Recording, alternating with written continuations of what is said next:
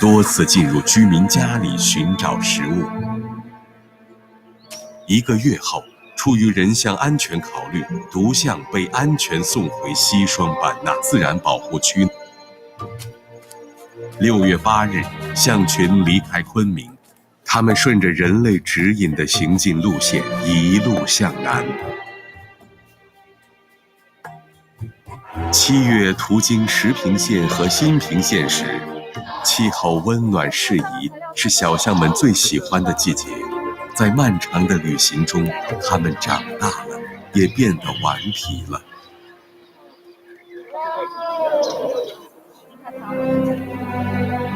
8月8日，象群渡过沅江干流。过了沅江，前方就是层峦叠嶂、林木茂密的沟谷地带。也许对他们而言，动物世界里黄金年代的故事才刚刚开始。在这次象群北移南归过程中，为了保证人象平安，中国政府第一时间派出专家，并成立北移大象处置工作指导组，协调多个行业部门全程密切关注象群，随时随处在地开展工作。目前，中国政府正在扩大和重新连接他们现有的栖息地，并建立亚洲象国家公园。随着生态环境进一步趋好，亚洲象种群将继续增长，它们需要更大、更适宜的家。暮色恬静，群山叠翠，江河纵横，彩云之南有如一本丰厚的生命之书。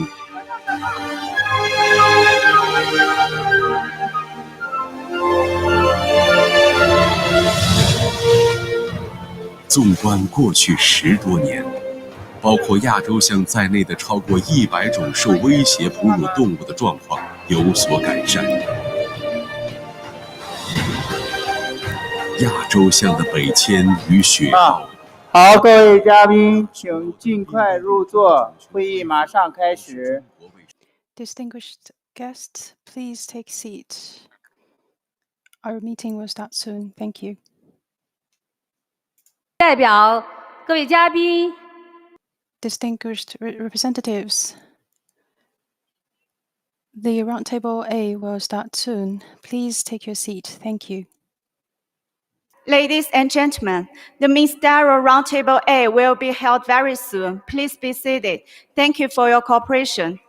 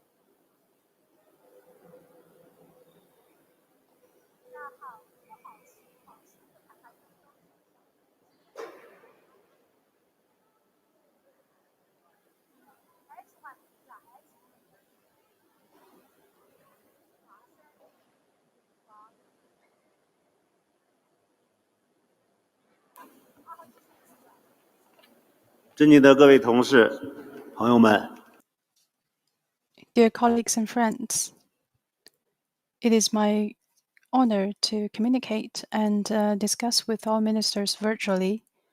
First of all, on behalf of the host country and in my own name, I would like to extend a warm welcome to all the guests. This session is one of the 4 roundtables of the high-level segment of the 15th Conference of the Parties to CBD, the theme of which is putting biodiversity on a path to recovery. I will have the honor to co-chair this roundtable with Egypt's Minister of Environment, Ms. Fuad, to discuss with you how to protect, restore, and sustainably use biodiversity. Welcome to speak your mind and offer your insights. Ladies and gentlemen, dear friends, the way we respond to the challenges of biodiversity will determine our future. Protecting and restoring biodiversity is key and fundamental to addressing all issues, including climate, health, food and water security, and sustainable development. Biodiversity loss has become one of the most significant challenges facing mankind.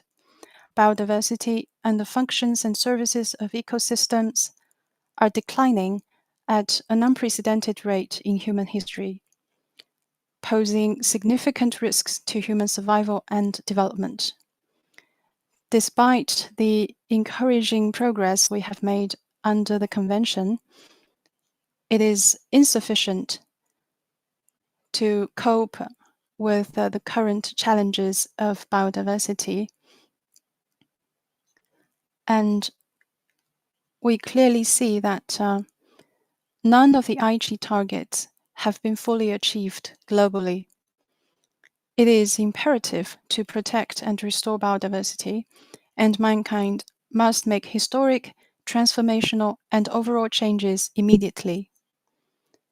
At this Roundtable A, I propose representatives please talk and extend freely your standpoints of the following issues that are suggested about putting biodiversity on a path to recovery. First, what changes or transitions consistent with achieving the 2050 vision for biodiversity are already ongoing in your country, and how will these be further supported? Second, what action will your government take to ensure that biodiversity in your country is recovering by 2030? Third, what concrete measures will your government put in place to reduce the direct and underlying drivers of biodiversity loss? Fourth, what support will your government provide to the global community's efforts to put biodiversity on a path to recovery by 2030 and to reaching the 2050 vision for biodiversity?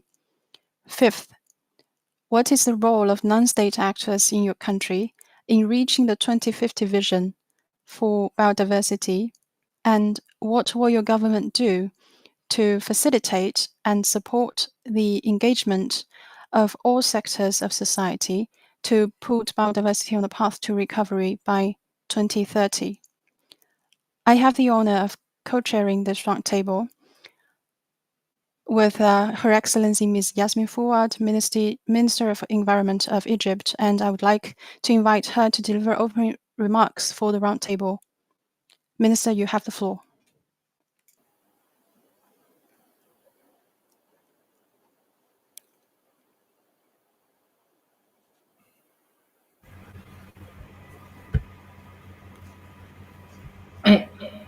Thank you very much, Vice Minister Zaho. It is an honor to be here with you today.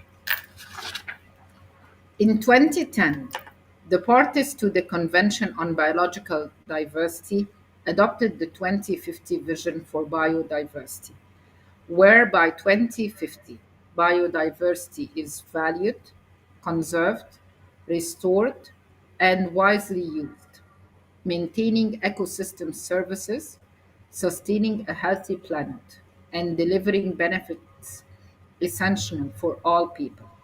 While there has been some progress towards the 2050 vision over the last 10 years, the world is not currently on track to reach it.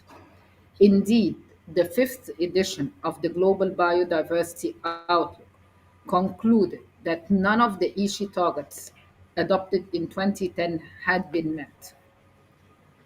At COP14 in Sharm el-Sheikh in 2018, ministers committed to support the development and implementation of the post-2020 Global Biodiversity Framework with a level of ambition and practicality that will facilitate the transformational change needed to achieve our agreed vision. The focus of this roundtable is how we can do better. What is necessary in order to ensure that we reach our vision? And what is really necessary to put biodiversity on a path of recovery by 2030? We must consider not only what is needed to invest in conservation, restoration, and sustainable use of biodiversity, but also what is needed to reduce the main drivers of biodiversity loss across the whole landscapes and seascapes. In doing so, we should learn from the latest science, as well as the experiences of countries in their efforts to achieve the Aichi targets. We can also build upon the commitments of all stakeholders in the framework of Sharm el-Sheikh 2 Kimong Action Agenda. We must engage all people in these efforts. This roundtable, we believe that this would be an opportunity for ministers to reaffirm our commitments towards this vision and to declare what we will do in our own countries to ensure that we meet these challenges during this decades.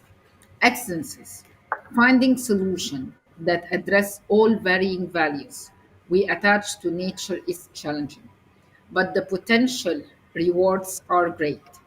As nations evaluate options on how to recover from the COVID-19 pandemic, there is a unique opportunity to initiate the transformative changes needed to achieve the 2050 vision of living in harmony with nature.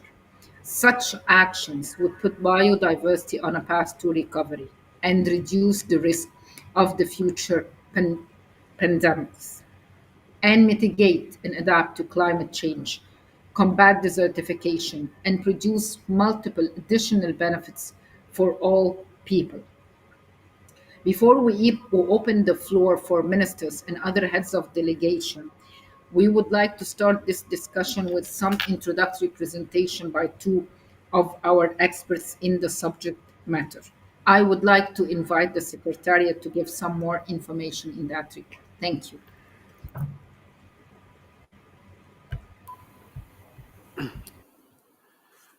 Thank you very much, Your Excellency. Thank you very much, Dr. Yasmin.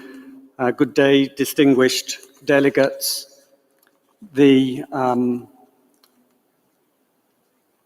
expert presentations will follow in a moment. I will just give you some information on the use of the microphones. Please note also that this roundtable session will be recorded and streamed online. I would remind all ministers or delegates or experts that as you speak, your interventions are being translated into the other 5 official languages of the United Nations by a dedicated team of interpreters. We ask that you speak slowly and clearly. Regarding the use of the online system, when the chair opens the floor for interventions, he will call each minister from a predetermined list. Please do not raise your hand to request for the floor before the chair calls your country. When the chair gives you the floor, please press the raise hand button so the moderator can see you on the list and activate your microphone, turning the status bar to red and enabling you to speak. We'd remind you also that the chat box is for brief communications only regarding the need for any technical support.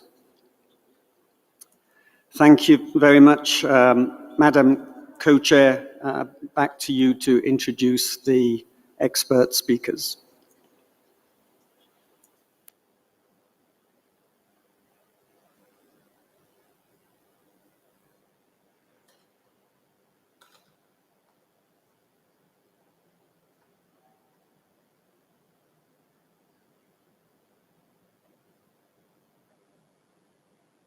Thank you. Thank you very much, Secretary. Before discuss that introductory presentation, I would like to start by inviting Professor Sandra Diaz from the University of Cordoba, Argentina, and co-chair of the IPBES Global Assessment to make a presentation. Professor Diaz, the floor is yours.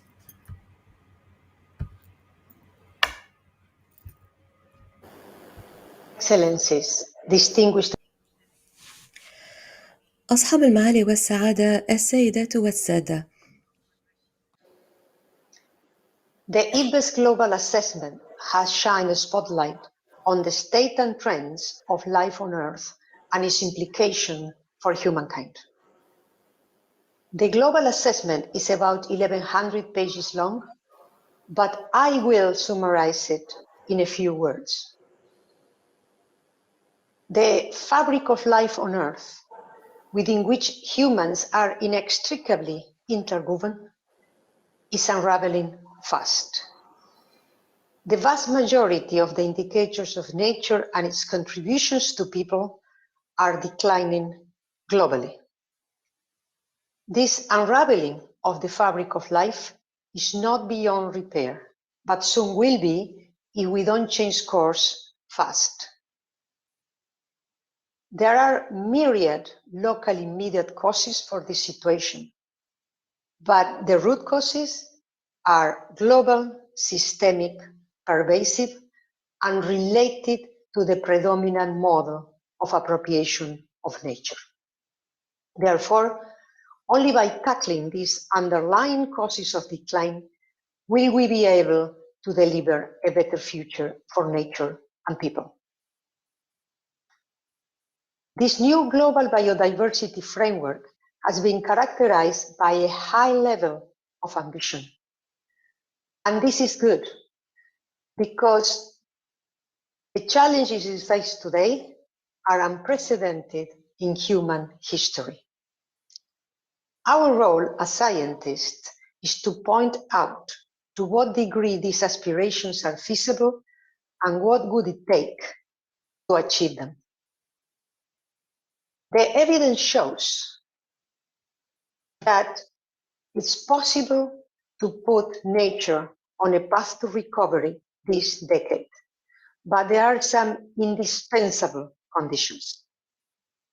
First, the different facets of biodiversity, species, genetic diversity, ecosystems, all need to be considered in an explicit and coordinated manner, and each of them considered at the highest possible ambition level.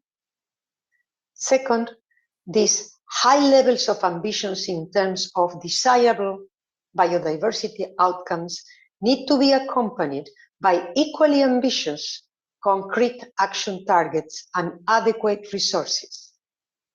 So far, it hasn't been the case. Third, these concrete action targets need to be focused much more than ever before on the underlying drivers, the root causes of biodiversity loss, embedded in the ways we consume, trade, and allocate subsidies, incentives, and safeguards. This roundtable is about nature's recovery. One basic premise in medicine says that in order to help recovery, you first have to stop the harm being inflicted to the patients. Therefore, no matter how inventive our new technologies are, how cutting edge our nature-based solutions, how compelling our narratives for a better future, nature will not recover if we don't stop a number of activities that keep harming it every day. Excellencies, distinguished delegates, the evidence is clear. It's now in your hands to translate the science into bold decisions and concrete action and commit commensurate resources. In this conference, you are dealing with no less than the future of life on Earth. This is probably our last chance to bend the curve of nature's decline. We can't afford to fail again. This conference and its final success or failure will not be forgotten for a very long time. Therefore, this is your chance to make history, to be remembered as the leaders who finally took the bold and decisive steps to ensure a better future for all life on Earth. Thank you.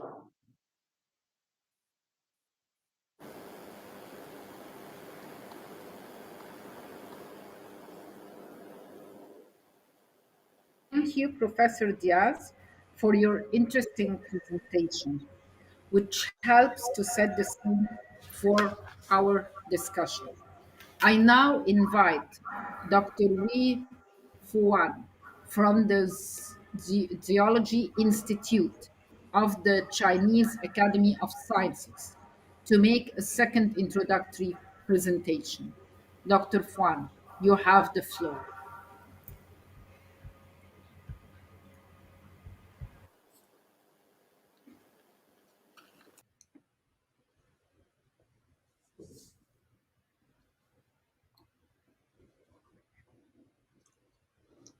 Dear Mr. Zhao, dear Mr. Fuad, ladies and gentlemen, good morning, good afternoon, and good evening, everyone. As a scientist, I'm very honored to be invited to give an opening speech at this ministerial roundtable. The topic of my speech is ecological civilization and the path to biodiversity recovery. After hundreds of years of a technological revolution and rapid development, the relationship between man and nature is now in crisis with accelerated species extinction, loss of biodiversity, and degradation of ecosystems. All these constantly warn us that it is imperative that we deeply reflect on the relationship between man and nature and reverse the global challenge of deteriorating biodiversity through transformative measures. President Xi Jinping's ecological civilization thought absorbed the traditional wisdom of China, that is, the unity of man and nature. He has adopted a holistic approach to look at the relationship between man and nature and broke the ground in proposing such concepts as a good ecological environment is the most inclusive welfare for people's livelihood, and the green mountains and green hills are the golden mountains and silver mountains. And these are highly consistent with the three major objectives of CBD and also the UN SDGs. These thoughts also provide a basis for biodiversity protection and restoration. As the promoter of revolutionary measures, China has guided biodiversity conservation and ecosystem restoration with both thinking and bold policies and powerful actions, innovatively combined biodiversity conservation with national territorial planning, and we promoted the implementation of the red line system of ecological protection and built a system of natural reserves with national parks as the main body, and we promoted the management of grassland, sand, and glacier systems in landscapes, forests, and lakes, providing an institutional guarantee for the restoration of biodiversity. We have achieved outstanding achievements in ecological system protection and restoration and the protection of endangered species, contributing Chinese wisdom and Chinese scheme to the international community. Building ecological civilization is related to the future of mankind. China is seeking global cooperation to jointly promote innovative, coordinated, green, open, and shared development, and to build solutions based on science and nature, and protect and repair the ecosystem with a holistic view, and jointly solve the double crisis of biodiversity loss and climate change. This conference will further negotiate and formulate the post-2020 Global Biodiversity Framework, for which the academia also has high hopes. As a scientist, I hope that through global cooperation, we can gather ideas and seek common ground while resolving differences and reach a new landmark framework that is based on science, ambitious and pragmatic measures, and also take care of the concerns of the developing countries. In order to facilitate the implementation and evaluation, I suggest that the monitoring indicators should be continuous, quantifiable, and easily operationable. Based on the monitoring indicators, a set of scientific, intuitive, and easy to use comprehensive evaluation indexes, such as the CBD index, should be established to evaluate the long-term progress and effectiveness of the implementation of CBD.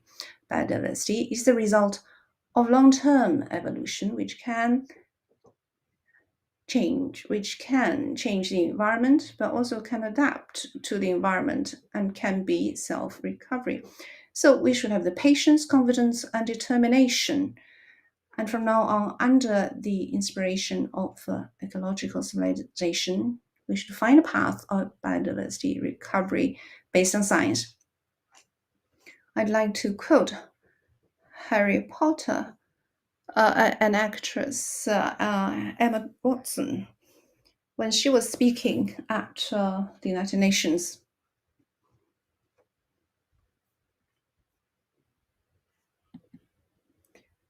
要让生物多样性恢复，我不做谁做，不是现在不做，何时更待何时。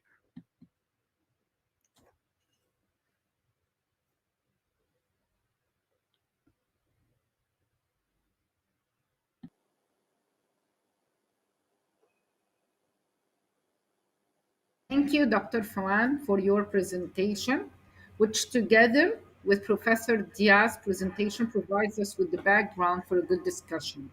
I would now like to hand over the session back to my co-chair, Vice Minister Zhao.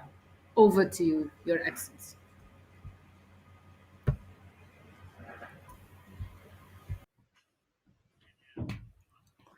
Thank you, Minister Fouad. Dear participants, we are now going to open the floor to the ministers and heads of delegations for their presentations. Just now, the Secretariat has briefed us on the online conference system. I would like to kindly remind you, as was mentioned in the scenario document, that you could control your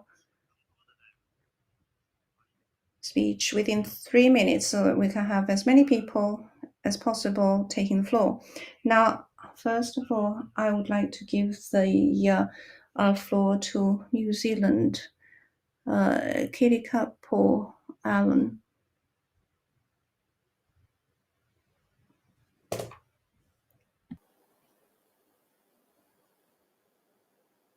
Tēnā koutou katoa. My name is Kitty Allen, the Minister of Conservation for New Zealand.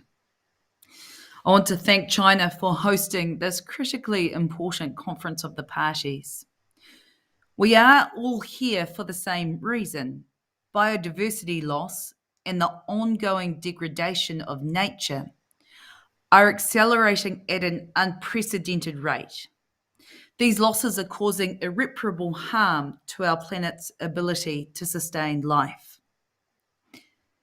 This makes it vital that we adopt an ambitious post-2020 global biodiversity framework. It will be a key step towards transforming society's relationship with nature and reversing the trend of loss. Many of the solutions are mutually supportive. Protecting our oceans, for example, also helps protect vulnerable migratory species like albatross, a taonga or cultural treasure. While adopting smarter, more sustainable fishing practices will ensure the long-term viability of these vital industries and livelihoods. Biodiversity loss and climate change must be addressed together. For example, through nature-based solutions which protect and restore our native carbon-rich ecosystems. But getting the framework right is just the first step. How each of us then champions and implements the new framework will determine its success. We must be wary of targets becoming the new proxy for action. Delivery will be critical. COVID-19 has been destructive in so many ways, but it has also caused us to stop, reimagine, and plan for a stronger, more enduring future with nature as its foundation. New Zealand has chosen to put nature at the very heart of its future. $1.2 billion Jobs for Nature program brings about thousands of people into nature-based employment and strengthens the conservation sector. It's exciting to see other countries investing in similar ways. The new Aotearoa New Zealand Biodiversity Strategy, Te Mana o Te Taiao, also provides a bold direction for restoring nature and provides both a pathway and a call to action for Māori, the Indigenous community here, community, business, and government. The Global Biodiversity Framework is an opportunity to elevate partnerships with Indigenous peoples. It can reinforce the importance of biodiversity to Indigenous peoples, their role as guardians, and the place of traditional knowledge in restoring nature. Another action with potentially transformative power is recognising the rights of nature. This innovative approach to governance has been applied in New Zealand and gives Indigenous peoples and local communities a stronger voice in how natural resources are conserved and managed. New Zealand stands ready to work constructively with all of you towards an ambitious and truly transformational post-2020 global biodiversity framework. I'll leave this one thought with you. Toi tū te marae a tāne, toi tū te marae a Tangaroa, toi tū te tangata. If the land is well and the sea is well, the people will thrive. Tēnā koutou katoa.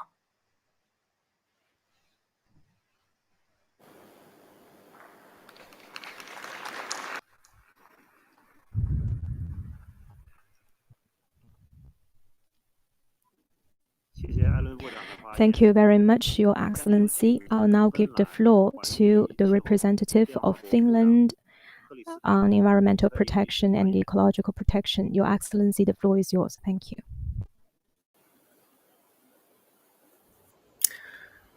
Honorable co-chairs, ministers, ladies and gentlemen.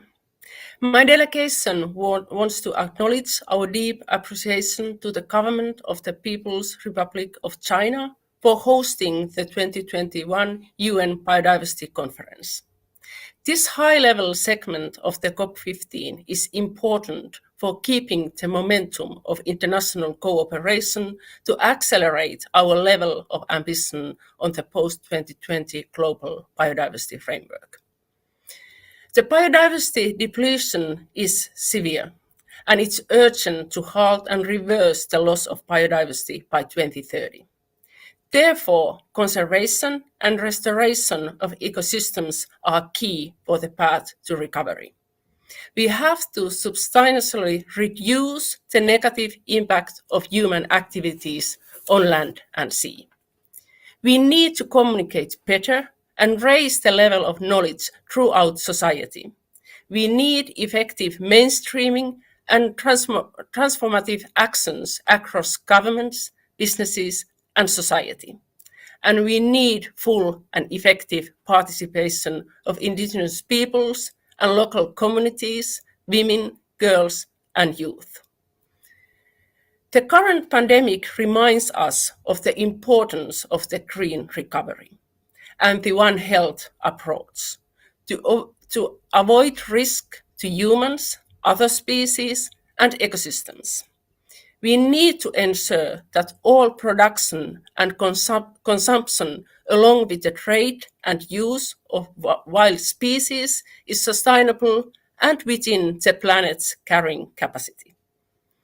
Dear friends, to achieve the Sustainable Development Goals, an ambitious global biodiversity framework with an effective implementation mechanism has to be adopted next year at COP15. Finland supports strong monitoring with headline indicators in order to show that we are putting biodiversity on a path to recovery. Scientific data demonstrates the need to protect and conserve at least 30% of global land and sea areas by 2030.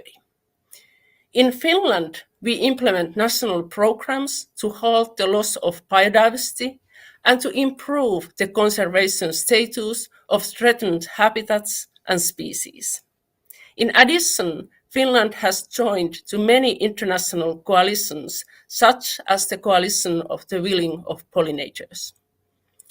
Honorable co-chairs, biodiversity loss and climate crises are interdependent. We have to take mitigation action simultaneously to avoid the collapse of our Earth's life support system. Nature-based solutions with biodiversity safeguards can strengthen resilience and reduce ecosystems' vulnerability, as well as contribute to reach the SDGs and the goals of the Paris Agreement. Finally, I would like to thank the People's Republic of China for preparing the Kunming Declaration. It is a starting point for laying the foundation for an ambitious global biodiversity framework and our future negotiations. Thank you.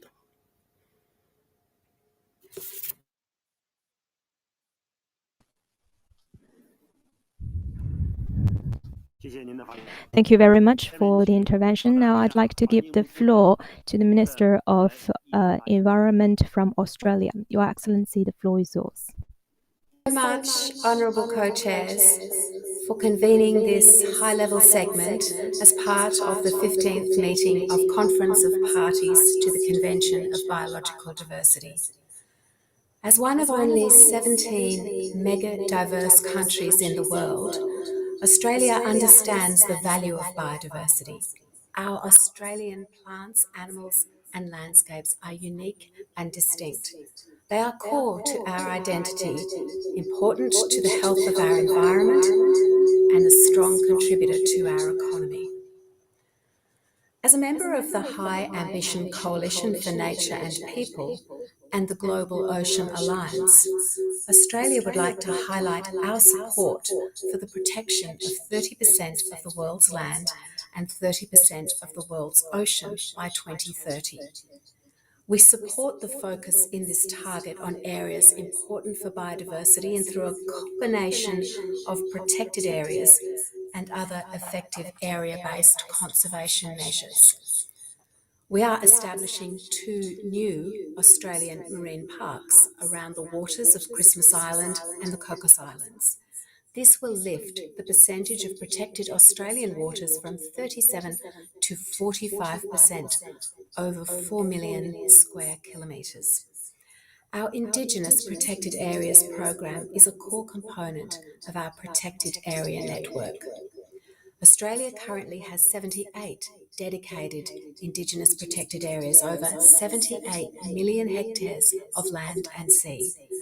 We have recently funded 7 new IPA projects, expected to add 3.7 million hectares of land and sea into the care of traditional owners for biodiversity conservation. As many of you know, Australia was impacted by devastating bushfires nearly 2 years ago. The scale and severity of these fires had a terrible impact on our precious native wildlife and our heritage places. In response, the Australian government committed $200 million to support recovery. This investment has provided critical on-the-ground activities, including over 3 million hectares of invasive pest control, as well as 14,000 hectares of weed control across affected regions. Our response has also supported one of Australia's most iconic species, the koala. We have invested in koala habitat restoration, health research, and wildlife care training to ensure the strongest possible recovery pathway for the koala. We are moving to a circular economy and driving a $1 billion transformation through our new national waste policy, which will see more than 10 million tonnes of waste diverted from landfill, while reducing the impact of plastic and packaging on the environment. I am confident that together we can deliver an ambitious new global biodiversity framework and put nature on the path to recovery and safeguard our irreplaceable biodiversity for generations to come. Thank you.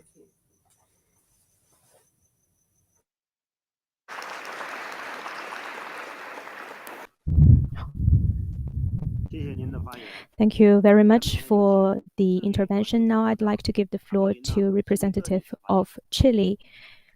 Your Excellency, the floor is yours.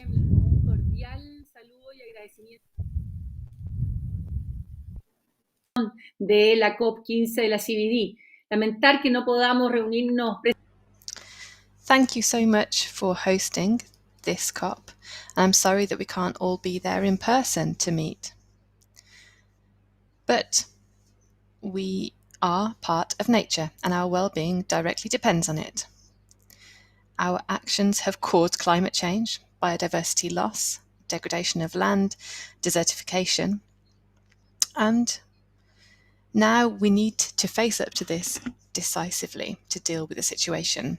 We have an opportunity to do this with the post-2020 Global Biodiversity Framework, which includes ambitious and demanding goals, which has been proven that we need by scientific evidence and traditional knowledge. As world leaders in the environmental field, we need to put all of our efforts behind building a shared future for life on Earth. And the Kunming Declaration will be an excellent driving force for a different relationship between us and our environment. In the pandemic, it is essential that we put biodiversity on a path to recovery. We have seen from the Dasgupta report that we need to economically measure our natural capital, and we need to ensure that we can recover nature as has been requested by experts in their speeches. Chile is working On this, along with the central bank, with the Dasgupta report to push through conservation for biodiversity, because this is an essential step that needs to be considered at all levels of society using science and knowledge from our ancestral peoples.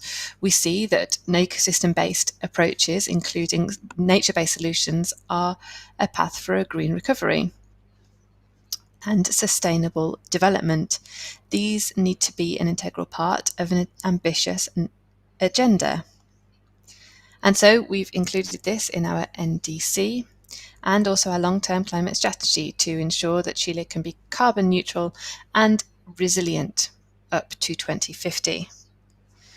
Protection of the land and the ocean is essential, and for this, along with the High Ambition Coalition and the Global Ocean Alliance, we are strongly supporting Goal 3 on 30 by 30 for the post-2020 framework, which, according to scientific evidence, is essential to reverse biodiversity loss and to allow the populations to enjoy its benefits. On a national level, we have announced the creation of the TikTok Marine Park, located in the Corcovado Gulf between the regions of Los Lagos and Aysén. This is an important area for conservation of marine biodiversity in Chile.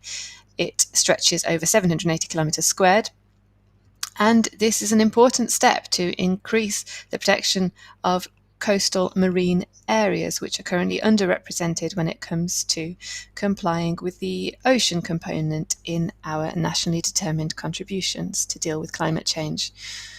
We are also driving through the protection of wetlands in Chile through the National Wetlands Plan, which are important for biodiversity and also to fight climate change. So this is within our National Wetlands Plan and the Urban Wetlands Protection Law, which have allowed us to protect over 220,000 hectares in our country, which provide direct benefits to over 2 million citizens. Similarly, we are driving through our national plan for restoring landscapes, which is included as a goal within our NDC to restore over 1 million hectares on a national level, prioritising those with greater social, economic and environmental vulnerability. Due to its natural characteristics and context, Chile can commit to green development which is sustainable and at one with nature without sacrificing its potential for growth and development. And so there is only one road to sustainable development, which is reversing our current climate crisis and biodiversity loss. Thank you very much.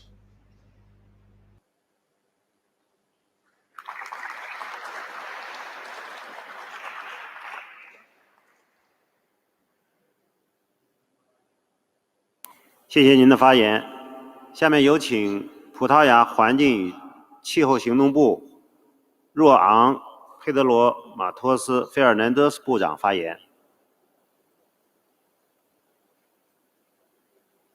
Your Excellencies,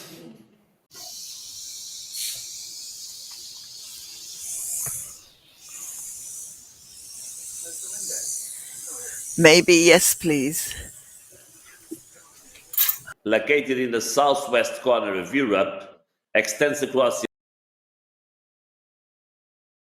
18 times larger than its land area. It's located in a transition area between three biogeographic, biodiversity-rich regions: the Atlantic, the Mediterranean, and the Macaronesian, a particularly rich biodiversity area that hosts over 35,000 species of animals and plants, that is, 22% of all described species in Europe and 2% of the world. This contributes to the biodiversity richness of our country in both terrestrial and marine environments, ranking Portugal as one of the countries with the highest levels of biodiversity in the European Union. Portugal shares the ambition expressed in the European Biodiversity Strategy 2030. To put biodiversity on a path of recovery, Portugal has approved its 2030 National Biodiversity Strategy, with an ambition to achieve a restoration and enhancement of its national natural habitats and ecosystems. In the last 5 years, 19 projects have been promoted in protected areas, aiming the restoration and enhancement of natural habitats. There are also pilot projects in payment for ecosystem service in protected areas. And recently, the National Landscape Transformation Program has been launched with the ambition of valorizing natural capital and the ecosystem services. Moreover, a special attention has been dedicated to funding projects that control, contain, or eradicate invasive alien species. Regarding the management of protected areas, we are applying a co-management strategy in protected areas involving the central government, municipalities, academia, and local entities and stakeholders. I also want to highlight that Portugal has innovative spatial planning policy instruments in the international and European context. There is an ecological network that will play a key role in safeguarding biodiversity and, above all, central to the connectivity needed to adapt biodiversity to climate change.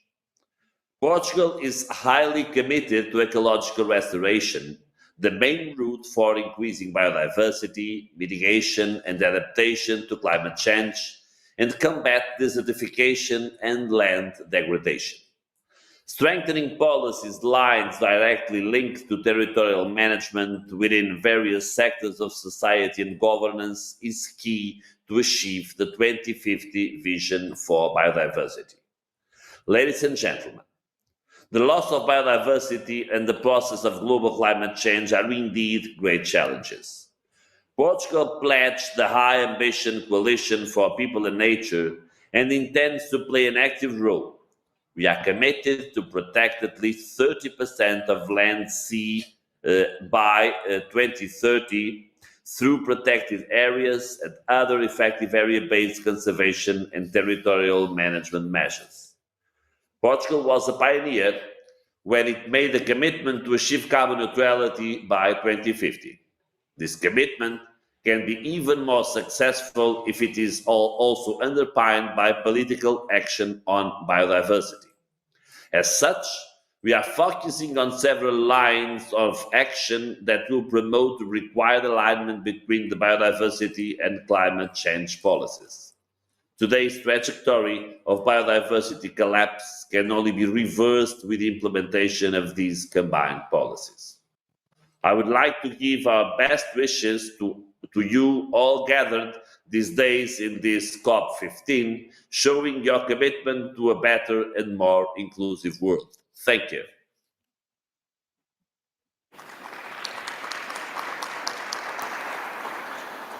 谢谢部长的发言。下面有请国务部长比亚特丽斯·安瓦尔发言。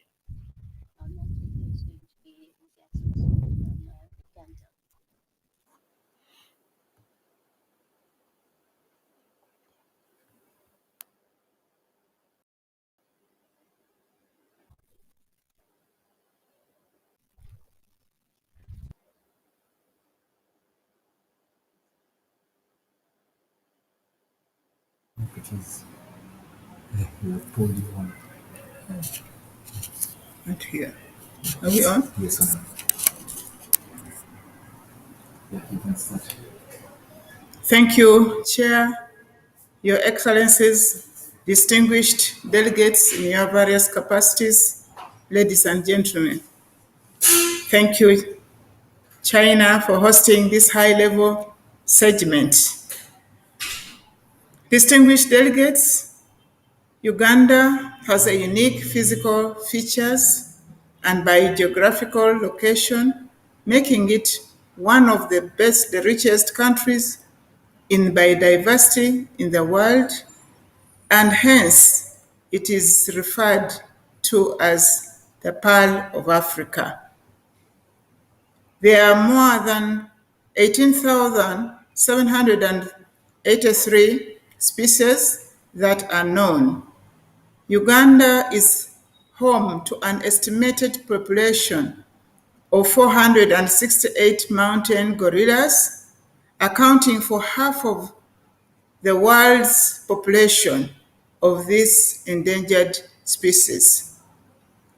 The protected area systems in Uganda is elaborate, comprising of national parks, wildlife reserves, and forest reserves, and accounts for 18% of Uganda's total land area. In order to protect these endangered species, the government of Uganda has revised the Wildlife Act to provide for stringent measures for protection of endangered species. Species action plans to protect elephants, giraffe, chimpanzee, and the crested crane has been developed and are being implemented. The development of the species action plan for protection of pangolin is near completion. Uganda has developed an ivory action plan to combat illegal trade in ivory in and through the country. Uganda has ongoing programs of ecosystem restoration.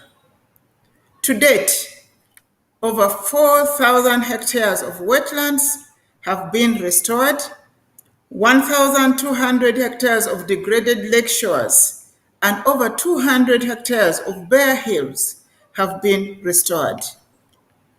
The National Environment Act was revised to make provision for the establishment of special conservation areas to enhance protection and management of biodiversity outside the protected area. Uganda has developed a 10-year plan of action for restoration of environment and natural resources 2021-2031. Lastly, Uganda calls upon all governments and stakeholders to support the development of the post-2020 Global Biodiversity Framework and its adoption at COP15 in May 2022, with adequate financial resources that should commensurate with the ambition of the framework to enable the global community implement the framework and therefore put biodiversity on the path to recovery by 2030, so that by 2050 we are living in harmony with nature. Uganda, as a co-chair, avails itself to be a leader to rally support for the implementation of post-2020 global biodiversity. I thank you, Honorable Chair.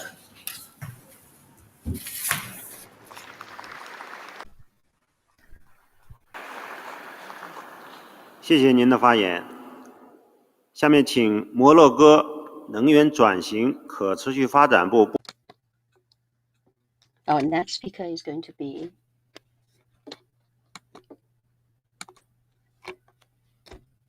His Excellency from Indonesia.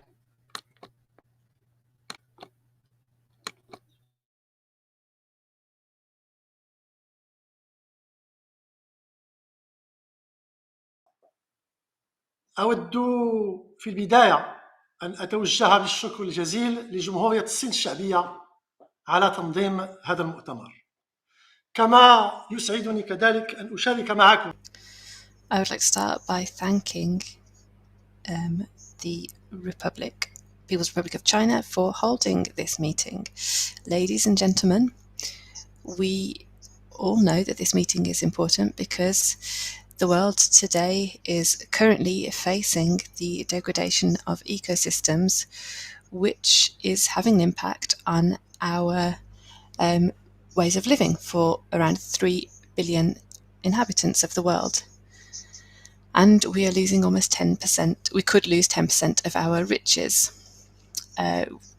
We need to protect forests, dry, semi-dry zones, wetlands, coastal areas, because these are important factors for achieving sustainable development and stopping the degradation in living conditions of our populations and stopping them from falling into extreme poverty. And so, given this crisis, the world needs to act, because we know that this environmental and ecological crisis in biodiversity has an impact on health.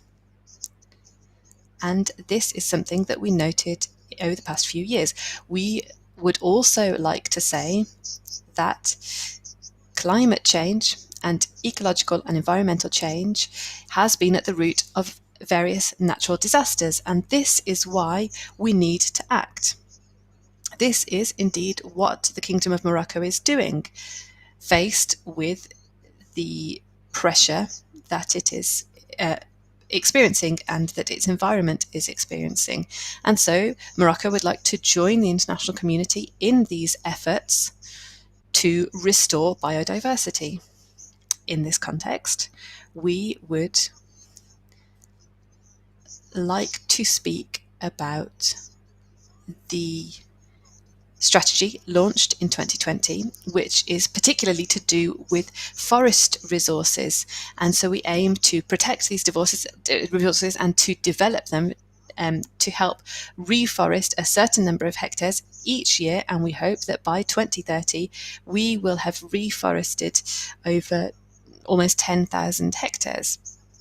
We would also like to preserve our maritime and coastal resources as well, and so we have implemented policies that allow us to guarantee sustainable use of these resources.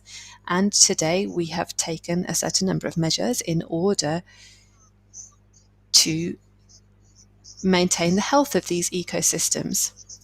So we have policies for management of these resources, as well as creating a certain number of protected areas. We are also working on the preservation and the protection of our environmental heritage, including forest resources.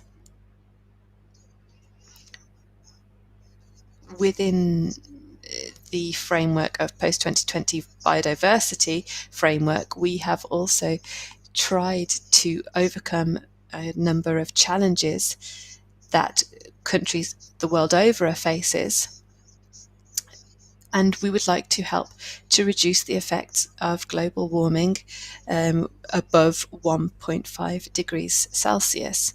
We need to work to implement the provisions of this international framework, which also aims to strengthen cooperation between all stakeholders, because we know that we need to, that it is through concerted effort that we can achieve all of these goals. Thank you. Thank you for your attention.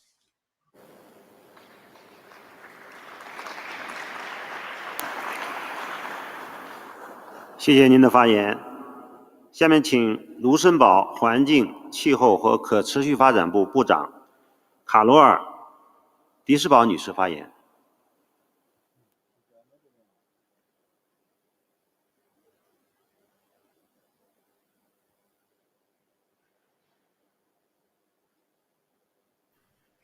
Thank you very much, Chair, dear colleagues. First, let me thank China for inviting us and for all your efforts leading us to an ambitious and effective global biodiversity framework. This framework must go beyond the level of the Aichi targets and induce the transformative change we need to achieve the 2050 vision. So, dear colleagues, today I want to focus on 7 points which seem crucial to us on a global but also on a national level. First, we must place species and ecosystems as key elements of biodiversity and human well-being at its foundation. We need clear species outcomes and actions, especially for species at risk, as well as strong targets on ecosystem restoration. Luxembourg commits to legally binding restoration targets in the context of the European biodiversity strategy. And I would like to join the proposal made by President Macron this morning to restore at least 30% of the degraded ecosystems by 2030. So we need ambitious area-based conservation targets with a strong 30 by 30 target, having a minimum of 30% of the earth and sea protected. As a member of the High Ambition Coalition for People and Nature, Luxembourg is very close to this target because 27% of our territory is already protected. Concerning sustainable land use, we need a global shift from conventional agriculture to ecological agricultural practices, and we need to phase out harmful subsidies to biodiversity and natural resources. Fourth point, we need to build on nature-based solutions that help us both for nature protection as well for climate adaptation. We also need healthy and resilient forests ecosystems. So Luxembourg is one of the first countries in the world to have a payment scheme for forest ecosystem services. The protection of remaining primary forests is crucial. Luxembourg wants to take an active role by being a member of the Alliance of the Protection of Tropical Rainforests. Fifth point, pollution is one of the main drivers of biodiversity loss. Luxembourg is committing to the Zero Pollution Action Plan in the European Union, which aims to reduce nutrient losses and chemical pesticides used by 50% by 2030. We are taking active actions to reduce plastic litter and microplastics. In my experience with the climate negotiation, I know that the implementation monitoring is crucial, as well as the participation of all actors. So having civil society, indigenous, but also young people on board will be crucial. We have to strengthen the whole process, in particular in the implementation mechanism, and adopt an effective monitoring framework at COP15.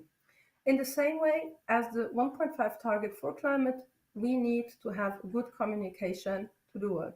My last point. Above all, we have to redirect our financial flows to support the ambition of this framework. We need to close the biodiversity financing gap. Luxembourg is already financing, for example, the Vanishing Treasures program, which promotes the conservation of endangered mountain species like, for example, snow leopard and mountain gorilla. And we will increase our financial support to this global effort. Dear colleagues, we should always keep in mind that biodiversity is the essence of human well-being, and for me it's clear that we need to accelerate the transformative change in order to live in harmony with nature. The Kunming Declaration is an important step in the right direction, and now I would like to thank you for your attention.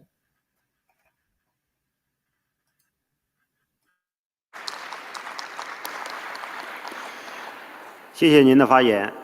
下面有请摩纳哥公共工程、环境和城市发展部部长席琳·卡隆达吉奥尼女士发言。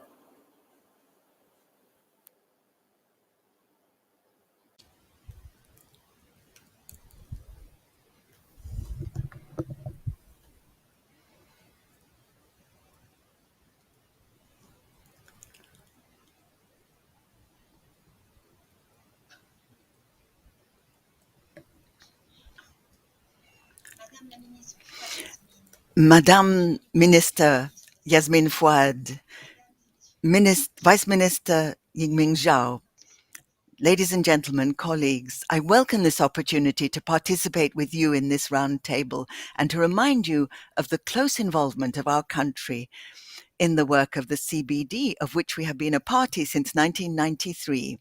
The Principality of Monaco is fully committed to respecting our biodiversity. The princes of Morocco have always been very much involved in implementing the policy of preserving our biodiversity, both marine and terrestrial. This tradition of the strong bond between man and nature is today being carried forward by the Prince of Monaco, His Serene Highness Prince Albert II.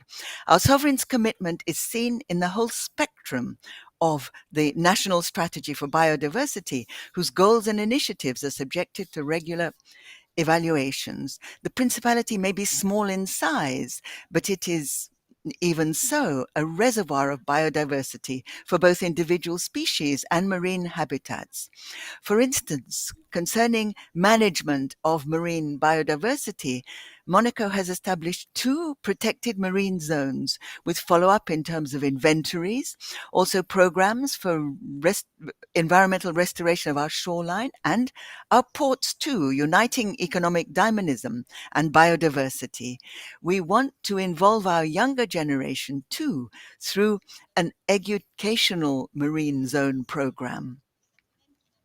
In terms of terrestrial biodiversity, we also have this same system of inventories and follow-up, and we've made several remarkable discoveries with environmental restoration programs and one called Bees, the Sentinels of the Environment. Today, we know that climate change is exerting additional stress on our cities, so we need to find strategies for mitigation of this to adapt our territory, and in this respect, biodiversity offers wonderful tools. One of our major thrusts is to rethink our policy for managing our territory, to bring nature back into the heart of the city. In this way, biodiversity will serve our daily lives and our climate policy. In other words, we will re-nature towns and cities, reconciling urban living and nature in an age of sustainable development. Protecting diversity also means combating all forms of pollution. After insisting on banning single-use plastics, since we all know how disastrous they are for marine animals and life, the government strengthens its ambitious policy to reduce waste by adopting a plan for preventing and managing waste in Monaco between now and 2030. This establishes in particular the goal of 0 single-use plastic waste by 2030 through a network of local volunteers who will be ambassadors of this ambitious policy. And more broadly, our country is committed across the board to promoting the circular economy, whether it be within the country or through international initiatives. In conclusion, I confirm the commitment of Monaco to the negotiations underway at the moment to allow COP15 to adopt the World Framework, which is an ambitious but realizable plan for diversity. And in line with our strong convictions in support of protecting nature on land and in the sea, Monaco is a member of the High Ambition Coalition for Nature and People and of the Global Ocean Alliance, advocating for the preservation of 30% of the planet by 2030. Thank you.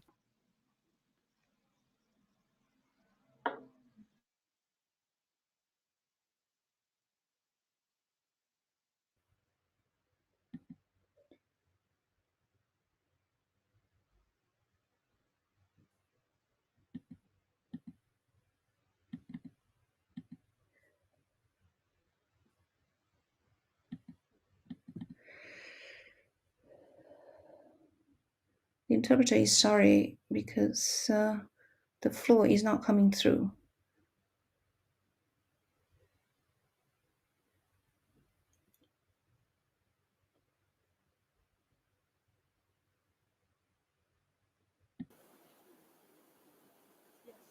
Excellencies,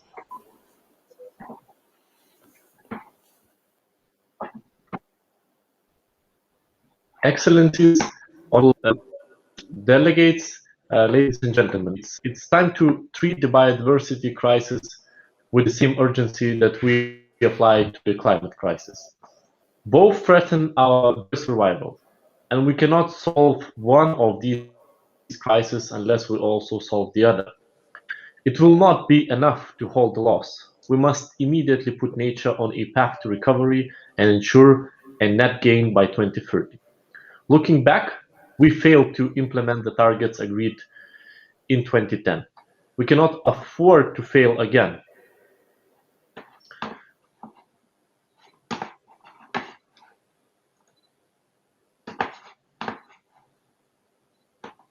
Europe has an integrated strategy to help it change the course, the European Green Deal. Under the Green Deal, we committed to a 55% reduction of greenhouse gases by 2030. And this summer, we propose concrete measures that will implement those reductions. The Green Deal also includes the EU biodiversity strategy for 2030 with a broad range of measurable targets.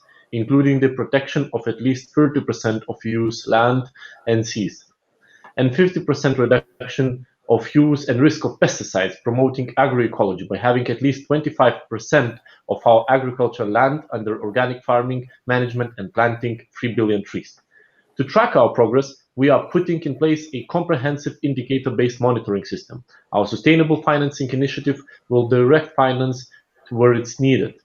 The Green Deal also includes a zero pollution action plan and a zero waste strategy, and the continued fostering of the circular economy. The new EU budget provides for 10% to be used for biodiversity relevant activities as of 2026.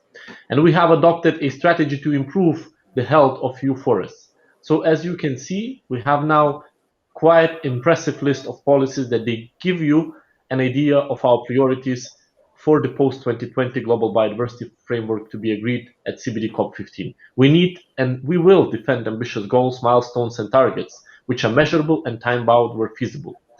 A target to protect at least 30% of world's land and oceans by 2030 should be complemented by targets that address the indirect drivers of biodiversity loss and ensure sustainable use of natural resources. We need operational provisions to mobilize finance and other means of implementation.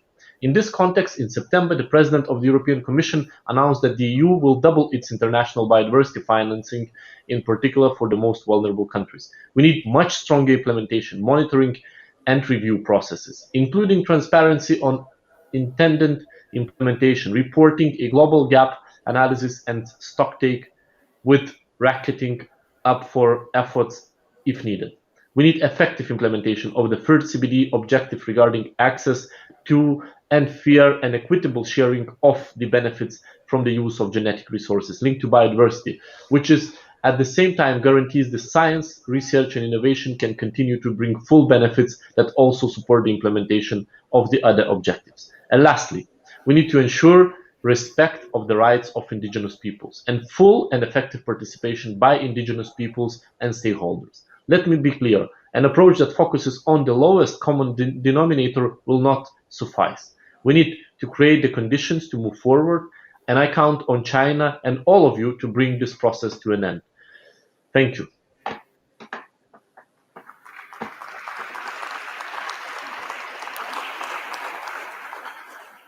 谢谢您的发言。下面请德国环境、自然保护和核安全部部长斯文亚·舒尔策女士发言。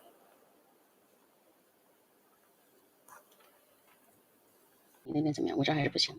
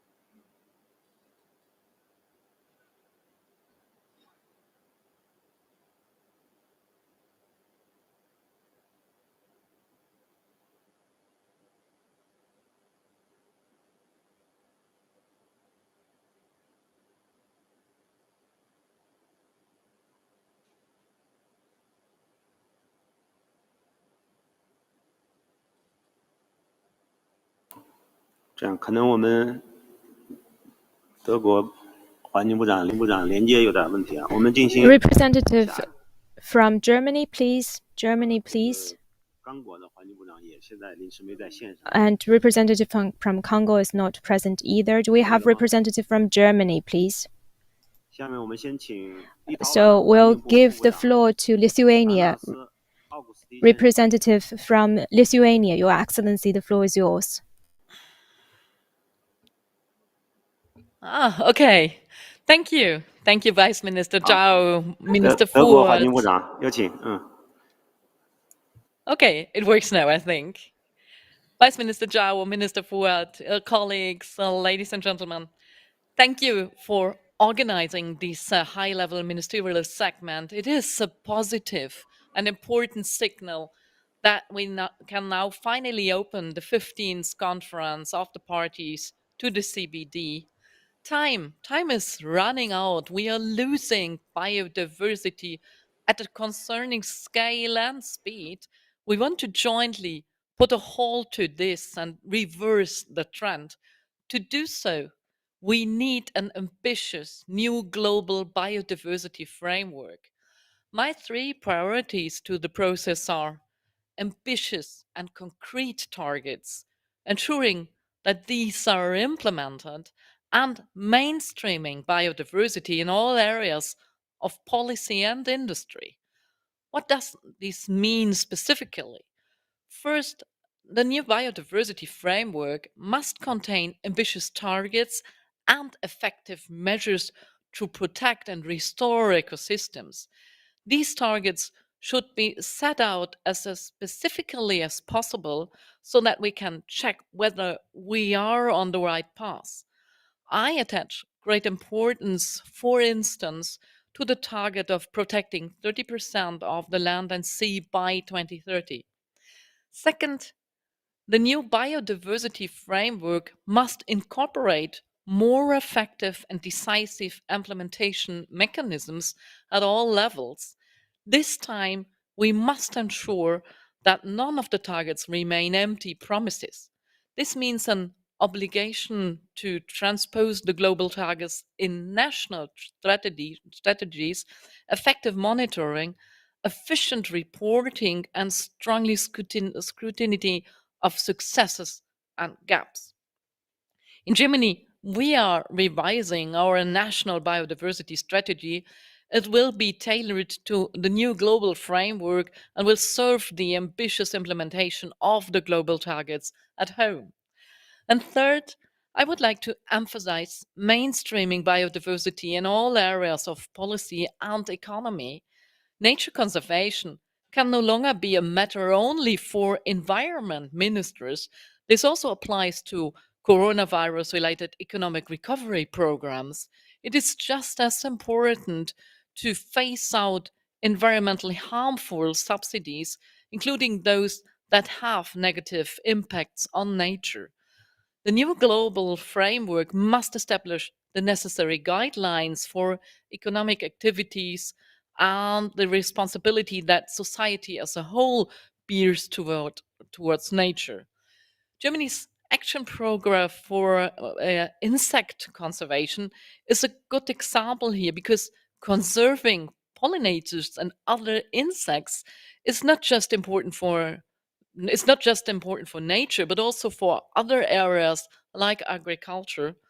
The services pollinators provides also have considerable economic significance. Ladies and gentlemen, the next few months will be decisive in whether we will succeed in stopping the loss of biodiversity. We must use the time well until the second part of the COP15 to address open questions about the global framework in constructive dialogues. Let's fight together for a successful conclusion to the new framework and for committed implementation so that we can jointly put biodiversity on path to recovery. Thank you very much.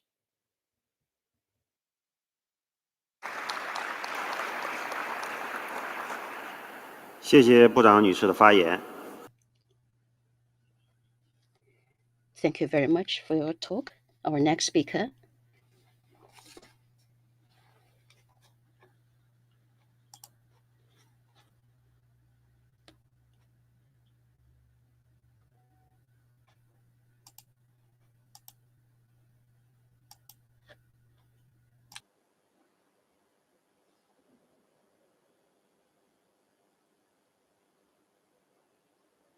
Hello, do you hear me? Hello, dear colleagues. We all recognize the ongoing unprecedented crisis of biodiversity loss and its existential threat to us. It's obvious that biodiversity and ecosystem services are vital for fostering human health, maintaining quality of life and providing recreational services, safeguarding from natural disasters, improving emotional well-being of society, or even preventing future pandemics. We believe that our ecosystems are inseparable from economies and societies. That's why urgent actions to protect and restore biodiversity are critical for economic recovery. These actions ensure well-functioning ecosystems and their services.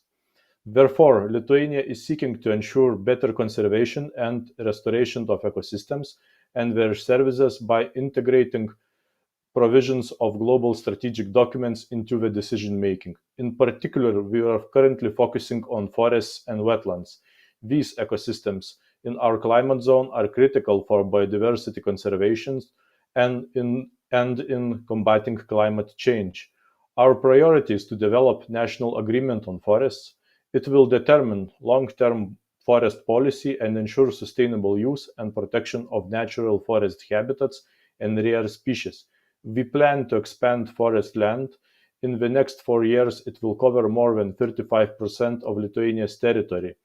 All high conservation value forests owned by state in Northern Europe, known as woodland key habitats, will be protected under the voluntary forest certification scheme.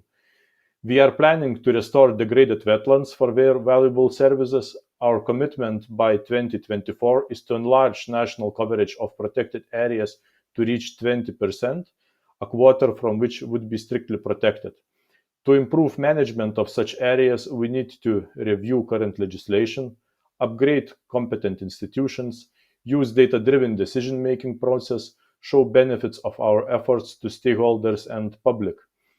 These measures will put our nature and climate to the core of recovery and acceleration of a green and resilient economy. Lithuania supports development and adoption of ambitious and effective post-2020 global biodiversity framework, as well as efforts to strengthen the process of implementation, monitoring, and review the new GBF. We believe that global biodiversity framework will put biodiversity on a path of recovery by 2013 and will help to realize the vision of living in harmony with nature. Thank you.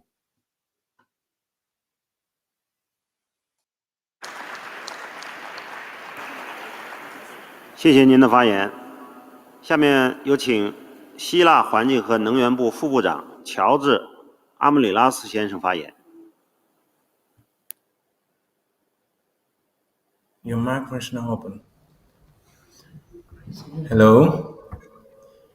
I'm facing some... From Greece. His representative from Greece.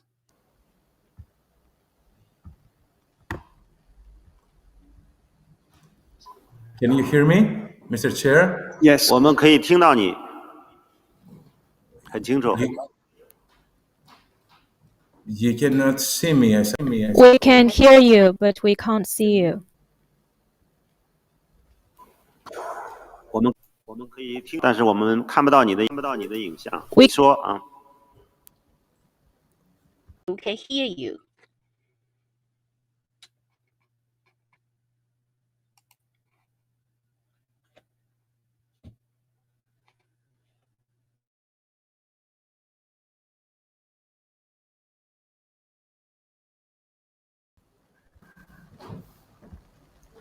Well, you can skip me, Mr. Chair, until we fix the technical issue here. And then... 主席先请别人发言吧。Take over.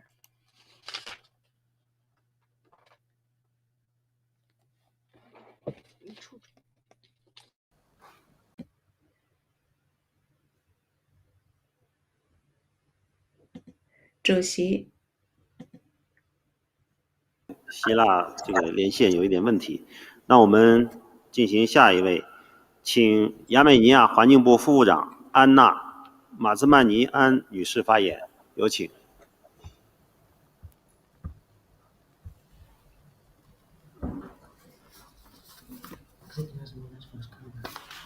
Okay. I think I'm gonna start talking even without he.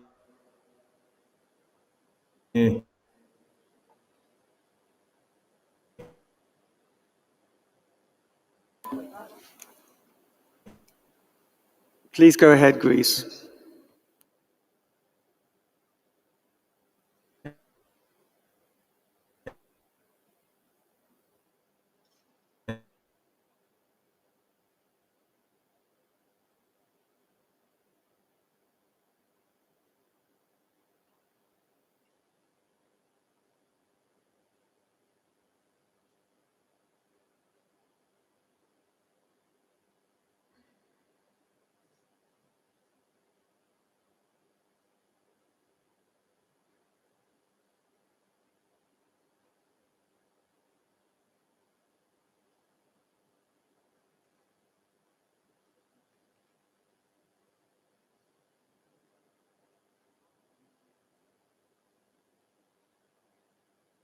好，我们有请亚美尼亚环境部副部长安娜·马兹曼尼亚女士发言，有请。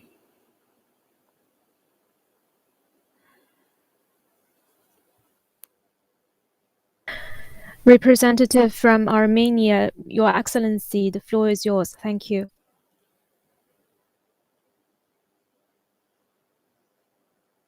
Distinguished delegates and ladies and gentlemen, on behalf of Armenian delegation, I would like to thank to the government of China for hosting such a great and important UN Biodiversity Conference.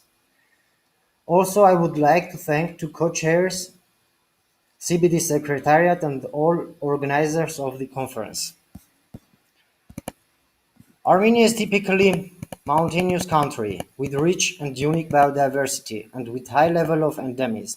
Armenia is part of the Caucasus region, which ranks as one of the world's most biodiversity hotspots with diverse and endangered terrestrial ecosystems. Armenia ranks among the first countries in the world in terms of higher plant species abundance. About 60 to 70% of the country's flora and fauna species composition are represented in protected areas of Armenia. Over the last decade, the total area of specially protected nature areas in Armenia has grown to around 80,000 hectares, as a result of which it currently counts for more than 387,000 hectares, or about 13.1% of the total territory of the Republic. Armenia strongly supports the 30 by 30 target, which will be key element to achieve an ambitious post-2020 global biodiversity framework.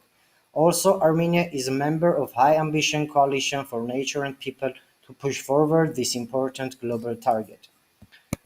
Armenia is in the process of developing its protected area system and strongly support for its enlargement and for the establishment of the new ones, which has clear objectives, science-based management being managed by government, and which main goal is biodiversity conservation.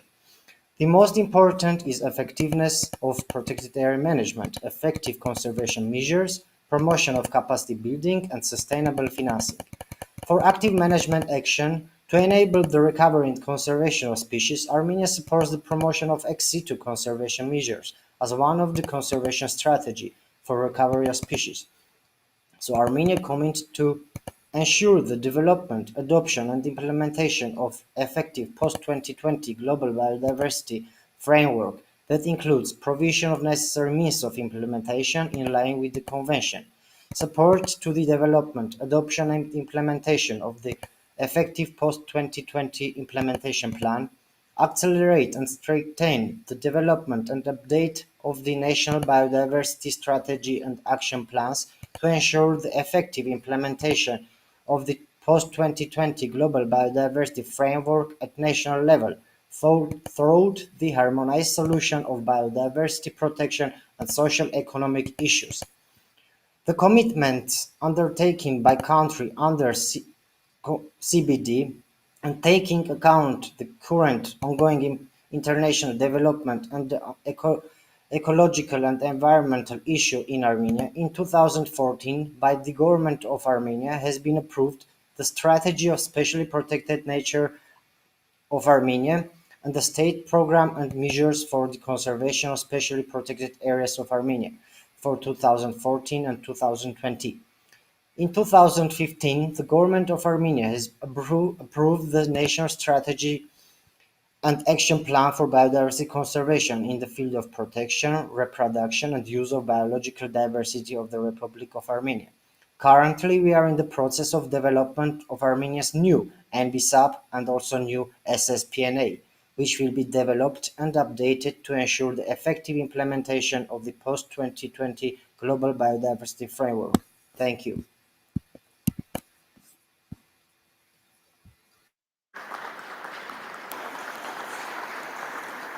谢谢您的发言。下面有请希腊环境和能源部副部长乔治·阿姆里拉斯先生发言。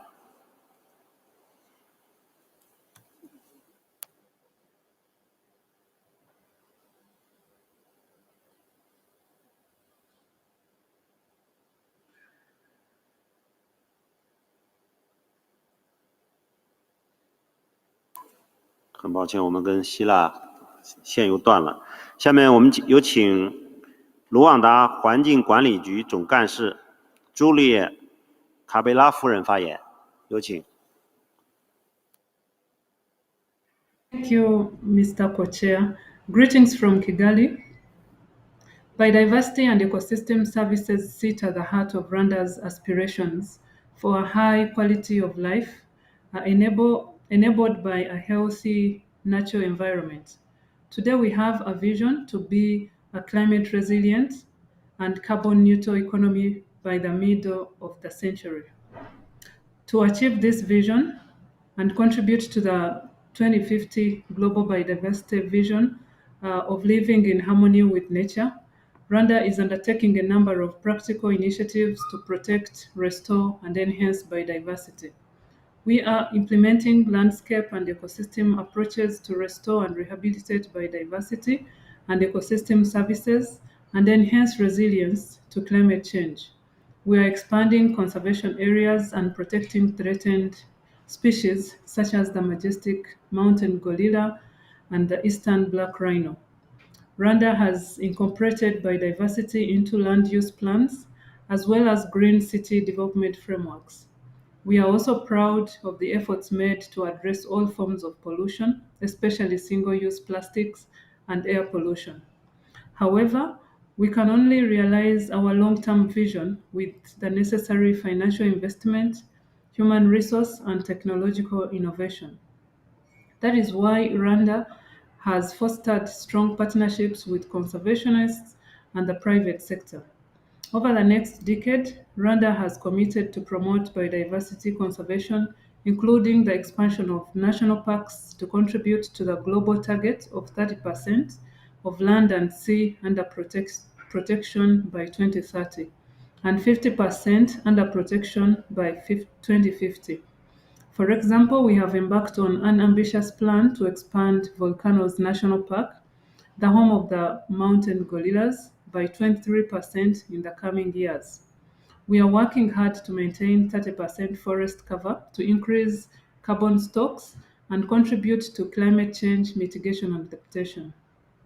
Preventing the extinction of threatened species, particularly those most at risk, and restoring species of ecological importance are also top priorities for Rwanda. Knowing that biodiversity loss is a transboundary and intergenerational crisis, we are working across borders to promote collaboration and building a better understanding of the biodiversity and climate crisis through the school curriculum. Our goal is to mobilize resources and increase funds spent on biodiversity preservation and restoration of 2% of the national GDP in line with the global goal. With increased investment, Rwanda will mainstream biodiversity and ecosystem services across all sectors of society and further develop natural capital accounts to guide decision-making. We will also eliminate harmful incentives, control invasive species, and implement adaptation plans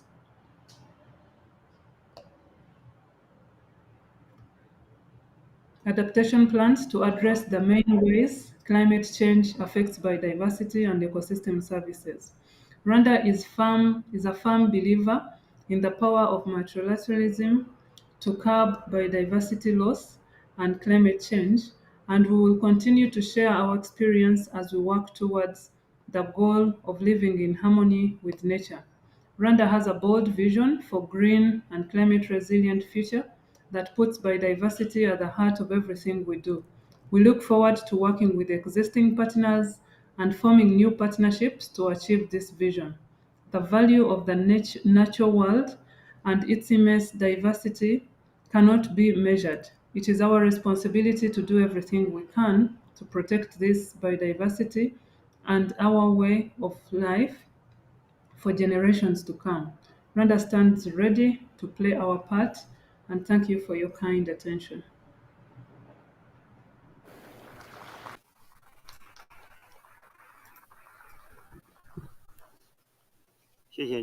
Thank you very much for the intervention. Do we have Greece with us now? If not, thank you very much for your interventions. Now we will be here back in 15 minutes time. In 15 minutes time, we will resume in 15 minutes time. Thank you.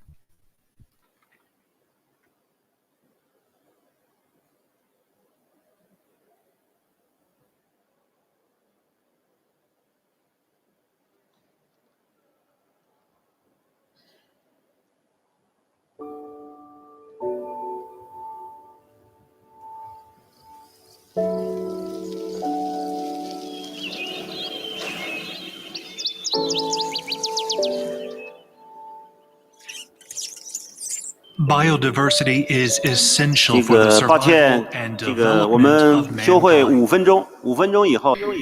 Sorry, 5 minutes instead of 15 minutes. 5 minutes. A break of 5 minutes. Thank you.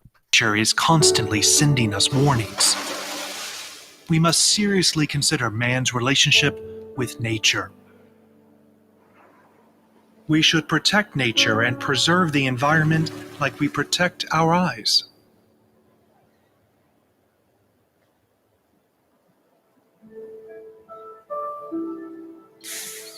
Our solutions are in nature. The Chinese civilization has always valued unity of man and nature. It has been our constant pursuit that man and nature live in harmony with each other.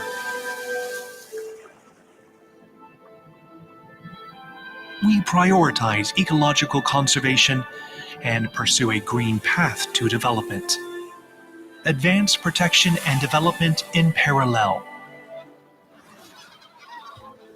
Contribute China's part and Chinese wisdom in the global effort to protect biodiversity.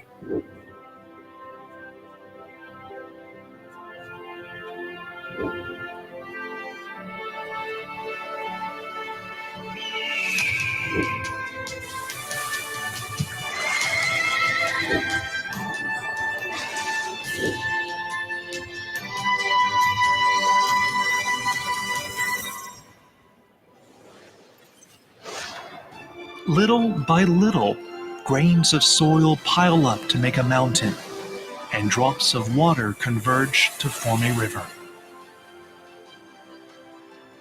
Man and nature are a community with a shared future. Respect nature, follow its laws, and protect it.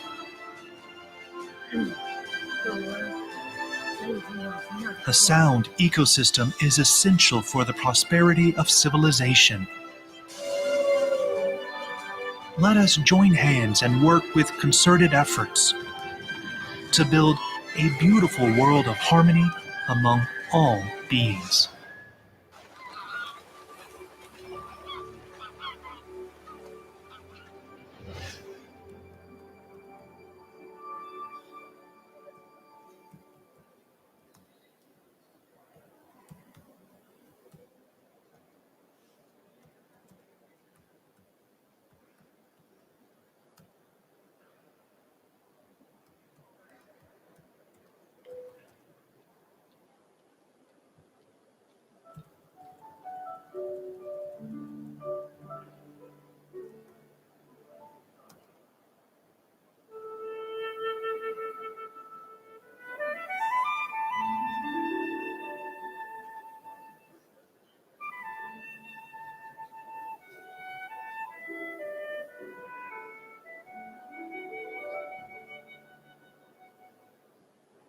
量换一下，把这第二个换成第一个，就不一定打印出来了，一会儿让他面子也得了。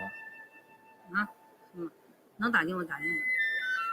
把这个电脑放那里吧，我怕电脑没电。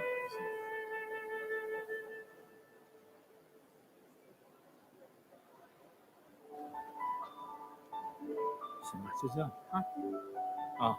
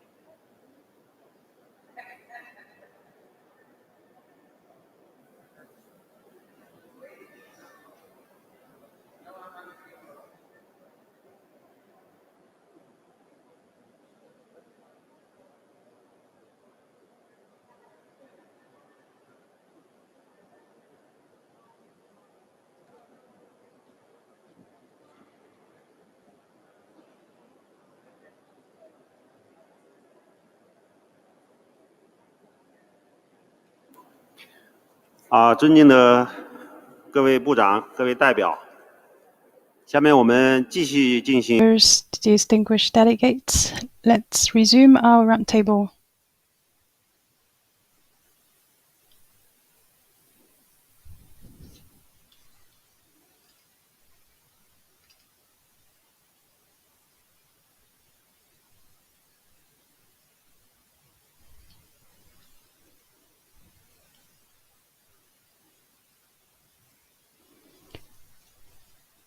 Next, I give the floor to Vice Minister of Environment and Energy of Greece.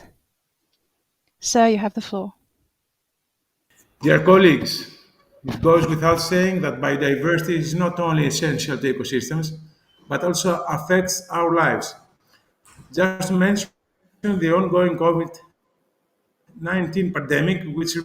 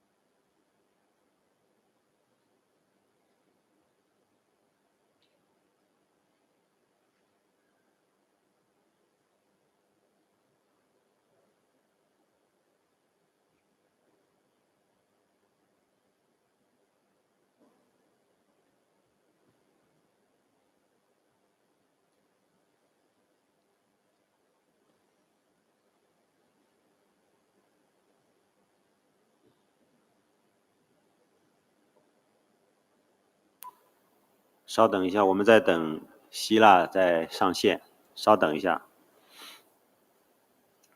We are trying to reconnect with Greece.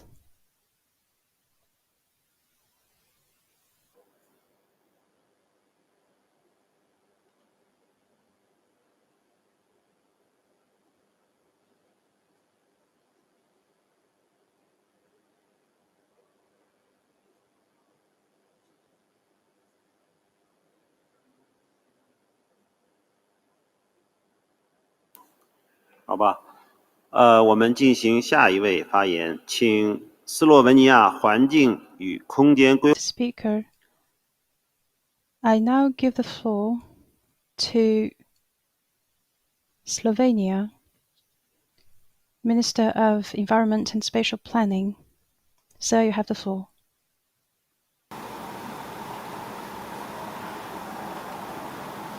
Excellencies, distinguished guests, dear colleagues and friends. Slovenia, currently holding the presidency to the EU, is committed to contribute to the adoption of an ambitious and transformative post-2020 global biodiversity framework.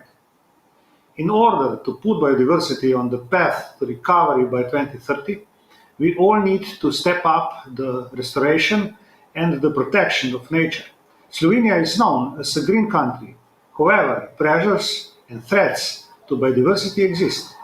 We have more than 35% of our territory protected, but we are still facing many challenges to achieve effective protected areas management. The network of protected areas is a backbone of nature conservation, of green infrastructure, and for implementation of nature-based solutions. Ecological connectivity outside protected areas needs to be strengthened, as well as greening of our cities. Well-preserved biodiversity is a precondition for sustainable use of natural resources, especially agriculture and food systems, fisheries and forestry. As a country with 60% of forest coverage and tradition in sustainable forestry, we are active in further enhancing our approach to biodiversity-friendly sustainable forestry. We will still strengthen synergies in our action to combat climate change and biodiversity loss. At the same time, we will ensure the mitigation and adaptation to climate change. We will avoid negative impacts on biodiversity and optimize co-benefits to improve the quality of life of our citizens and to better prepare for climate change impacts. We will increase biodiversity-friendly green infrastructure and avoid grey infrastructure. We will strongly support the use of nature-based solutions that we see as a concept we all need to enhance. In Slovenia, many people are already familiar of the meaning of biodiversity. However, as a part of the transformative change, everybody must be aware of the fundamental importance of ecosystem services delivered by nature and their significance for our existence. To achieve this, we will significantly change this way we live every day and move towards sustainable consumption. Mainstreaming of biodiversity into all relevant sectors and levels of society is crucial to improve the implementation of goals and targets that can lead to better success as with the previous biodiversity targets. As a Minister of Environment, I'm aware of this, my leading role in this endeavor. I will continue to work closely with other ministers to include biodiversity in all policies and strengthen our cooperation with the key economic sectors, including finance. The post-2020 framework should give us a strong push to at least double the existing efforts for putting biodiversity to path of recovery and achieving nature positive world. We are all committed to do so at the EU level, but global action is needed to transform the world. Thank you very much.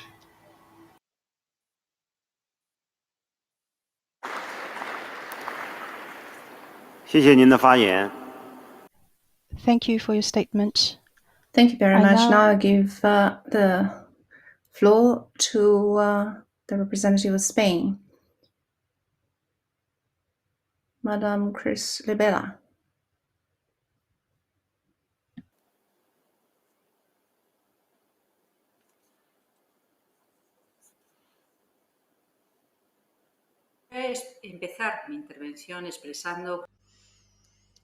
I'd like to start my statement by publicly thanking the government from the People's Republic of China for organising this meeting, for their commitment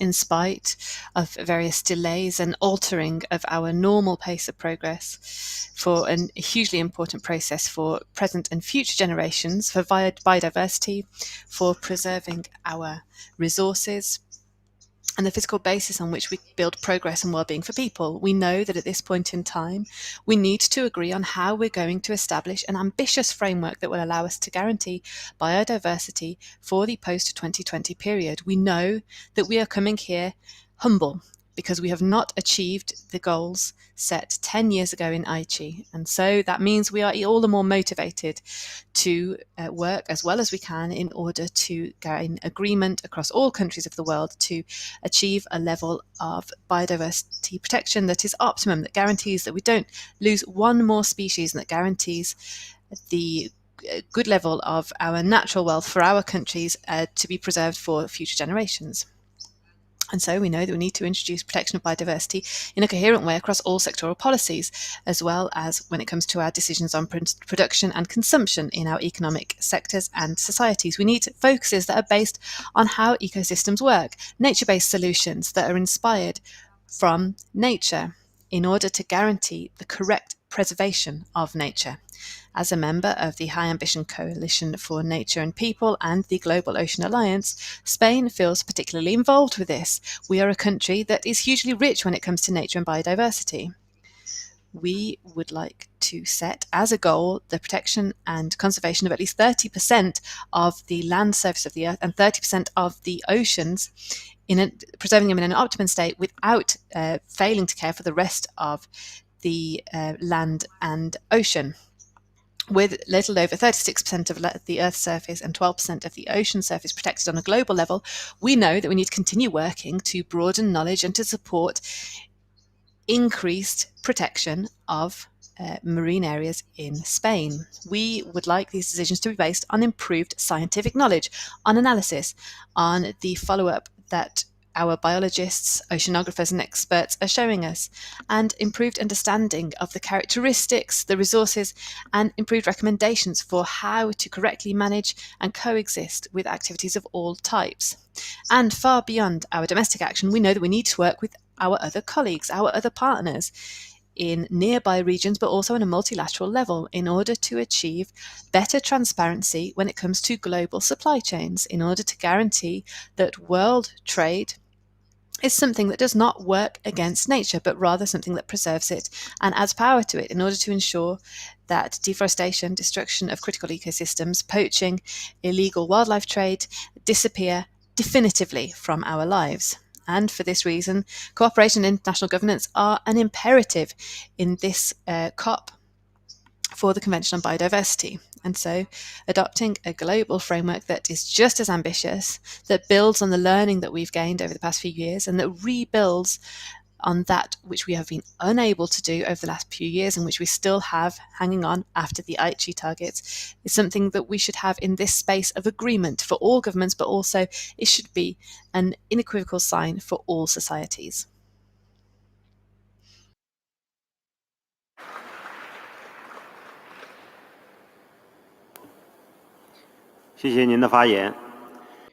Thank you very much for your intervention. Now I give the floor to the Minister of Environmental Protection of Israel, Madam Jandberg. Mr. Huang Rui Chu, Minister of Ecology and Environment, Executive Director of the Convention of Biological Diversity, Ms. Elizabeth Maruma Mrema, ambassadors and other members of the diplomatic corps, ladies and gentlemen.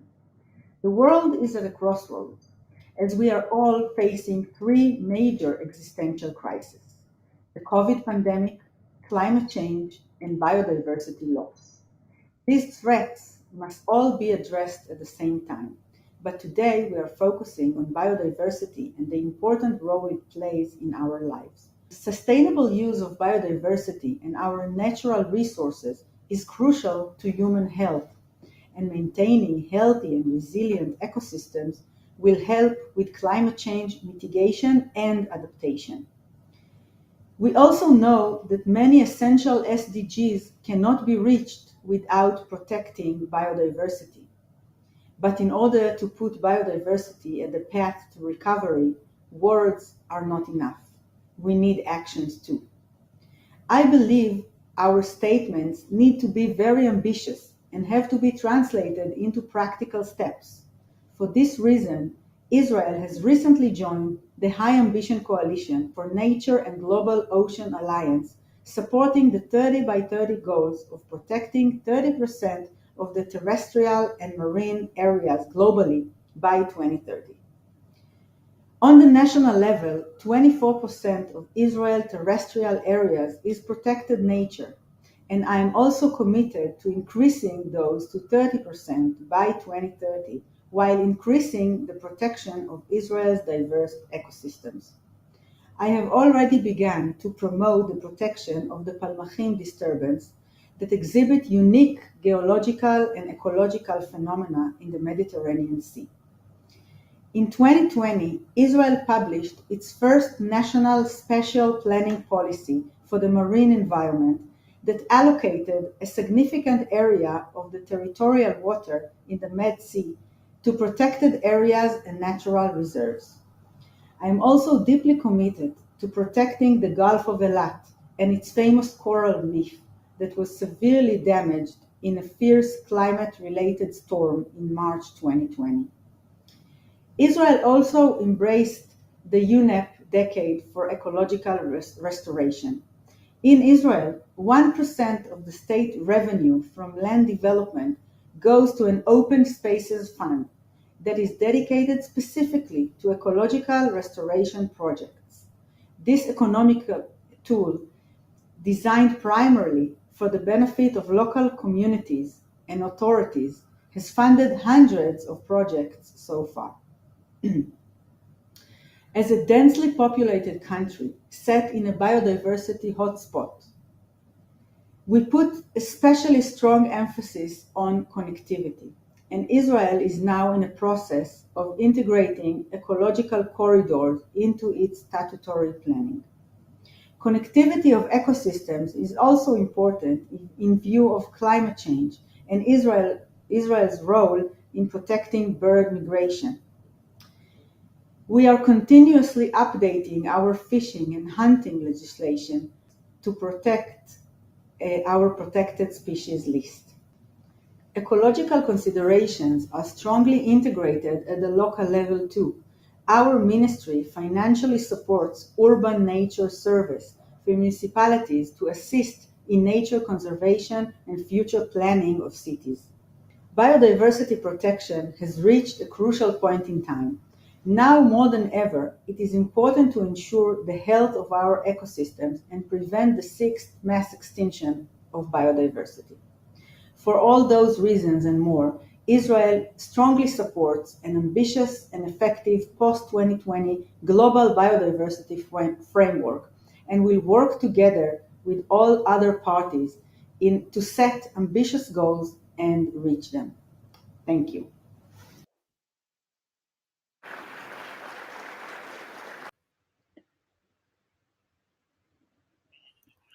Thank you very much for your intervention. Now, I'd like to give the floor to the Minister of Land, Water and Natural Resources of Eritrea.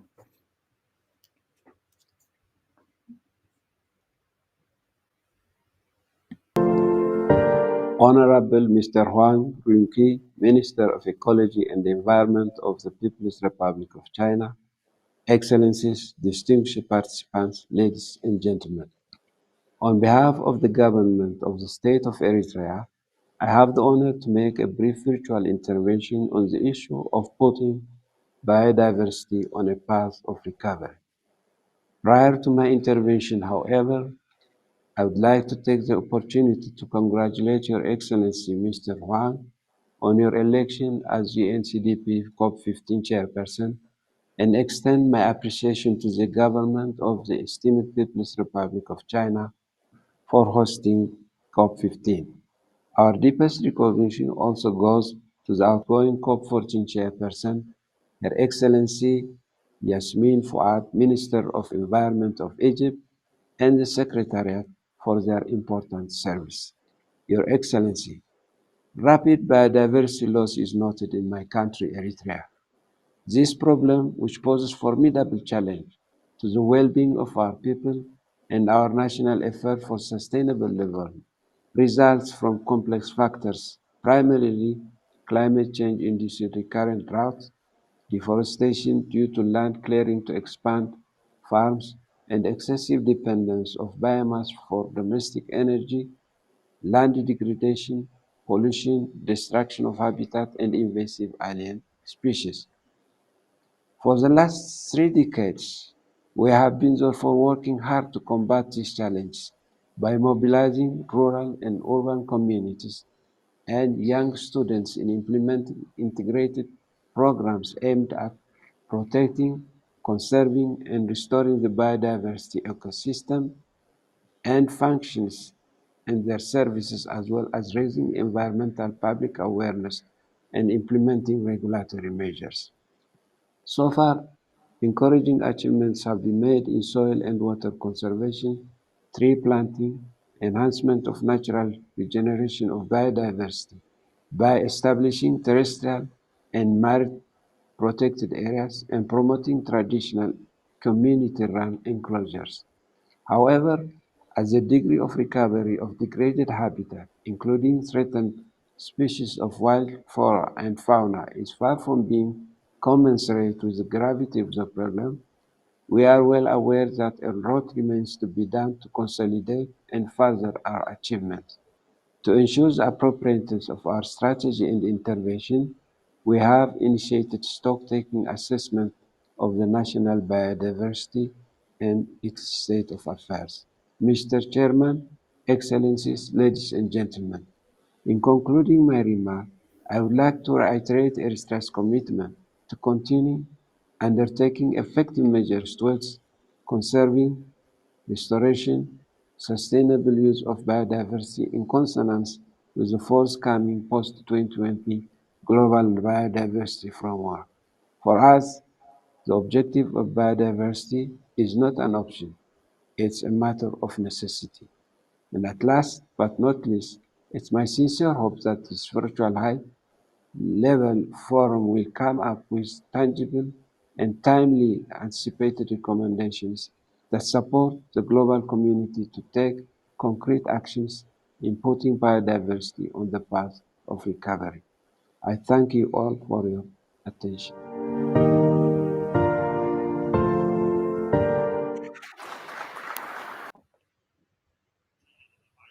Thank you very much for your intervention. Now I give the floor to the representative of the Czech Republic, Minister of Environment, Mr. Brabec.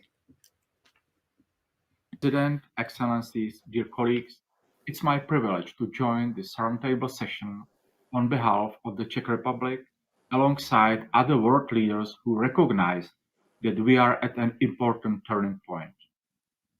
As we have already stated many times, facts provided to us by science are clear. The Global Assessment Report of the Intergovernmental Science Policy Platform on Biodiversity and Ecosystem Services, as well as other key studies, confirm that biodiversity continues deteriorating worldwide at an unprecedented rate, and we already experience the impact. It might be tiring to hear this again and again, but I believe that we will have to repeat this fact 1,000 times more until we do act accordingly. It's our time and our shared responsibility to address the global environment crisis and reverse the decline of biodiversity and ecosystem services. Although the post-2020 Global Biodiversity Framework negotiation might be long and dragging, it provides a unique opportunity to achieve this goal if the framework is designed to be truly ambitious and as a pathway towards transformative change. Czech Republic has joined the High Ambition Coalition for Nature and People, promoting a global goal of protecting at least 30% of world's land and ocean by 2030, and also endorse the Leaders' Pledge for Nature. Thus, we join others who see the high ambition of the GBF and setting of strong and smart goals as essential. Robust provision on means of implementation, including planning, monitoring, reporting, and review mechanism, must be an inseparable part of the GBF in order to turn this ambition into concrete action. We are facing great challenges with virtual meeting, and it only underlines the need for the GBF to be agreed through a transparent and inclusive process to ensure the ownership of all parties, stakeholders, and relevant sectors over its implementation. In the Czech Republic, we are facing similar challenges as other countries, and we will need to improve the conservation and sustainable use of biodiversity. In this, we have a strong support in the EU Biodiversity Strategy to 2030 as the world's most ambitious plan to protect and restore nature that also supports a green recovery following the COVID-19 pandemic. Through the implementation of the recently adopted National Action Plan to our National Biodiversity Strategy, we will aim, for example, at more active involvement of relevant stakeholders in biodiversity protection, including through better education and transfer of knowledge, or a strengthening biodiversity data collection for improved science-based decision-making. In conclusion, we stand ready to adopt such a global biodiversity framework where high ambition goes hand in hand with effective implementation mechanism as an important instrument that will also help us to further enhance measures on national level in order to reduce drivers of biodiversity loss and contribute to achieving the 2050 vision for biodiversity. Thank you for your attention.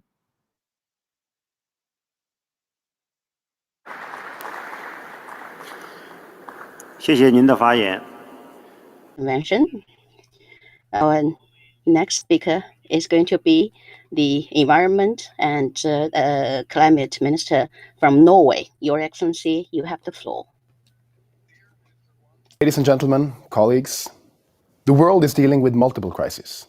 The climate crisis, unprecedented biodiversity loss, and the COVID-19 pandemic. Strong and urgent action is needed to address these interconnected crises. The latest IPCC report was launched with the message Code Red for Humanity by the UN Secretary General, and that is with good reason. In Norway, the country of fjords and mountains, where I'm from, we can already see that mountain glaciers are shrinking rapidly. We experience heavier rainfall, more frequent flooding, and landslides. According to IPBES, safeguards for biodiversity are crucial in climate mitigation. We need to scale up nature-based solutions with safeguards for biodiversity. No country can solve this on our own. We need multilateral cooperation and global partnerships to protect nature. The Biodiversity COP and the Climate COP in Glasgow represent unique opportunities to drive joint, cohesive actions that benefit both climate and nature. We stand ready to contribute to effective and ambitious outcomes from both COPs. Norway is a member of the High Ambition Coalitions, and we are committed to a global target of 30% conservation and protection of land and sea. I encourage all countries to push for this target. However, the main challenge is still to use the components of biological diversity on the planet in a way and at a rate that does not lead to a long-term decline. Therefore, we must also push for 100% sustainable use. And we need an effective implementation mechanism. Large-scale and long-term financing will only be available by involving the private sector. That is why the recently launched LEAF Coalition represents such an important step forward, both for our climate and our biodiversity. All of us need to change the way we manage our lands and resources. How we use land for food, clothing, paper, fuel, and other products can no longer be part of the problem. It must be and can be a part of the solution.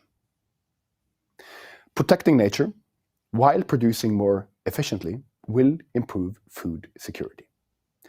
Together, we can create a stronger and more equitable socioeconomic growth and development within planetary boundaries. Biodiversity and ecosystems are important for the global economy. It will be crucial to align financial flows with biodiversity values and that negative impacts are progressively reduced. Thank you.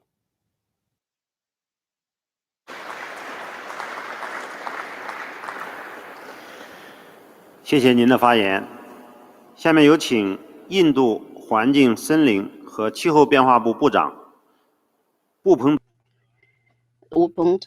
Jaraf from India. Your Excellency, you have the floor. Your Excellency, Mr. President, I address the distinguished delegates of the high-level ministerial segment of United Nations Biodiversity Conference, Roundtable on Putting Biodiversity on a Path of Recovery as a spokesperson and a representative of one of the mega biodiversity countries in the world. Our rich biological diversity is deeply interwoven with and is a common thread to our diverse cultural history. This unifying fabric of biodiversity is integral to the traditional knowledge system of our 1.35 billion plus human population. India have respected and revered nature for thousands of years.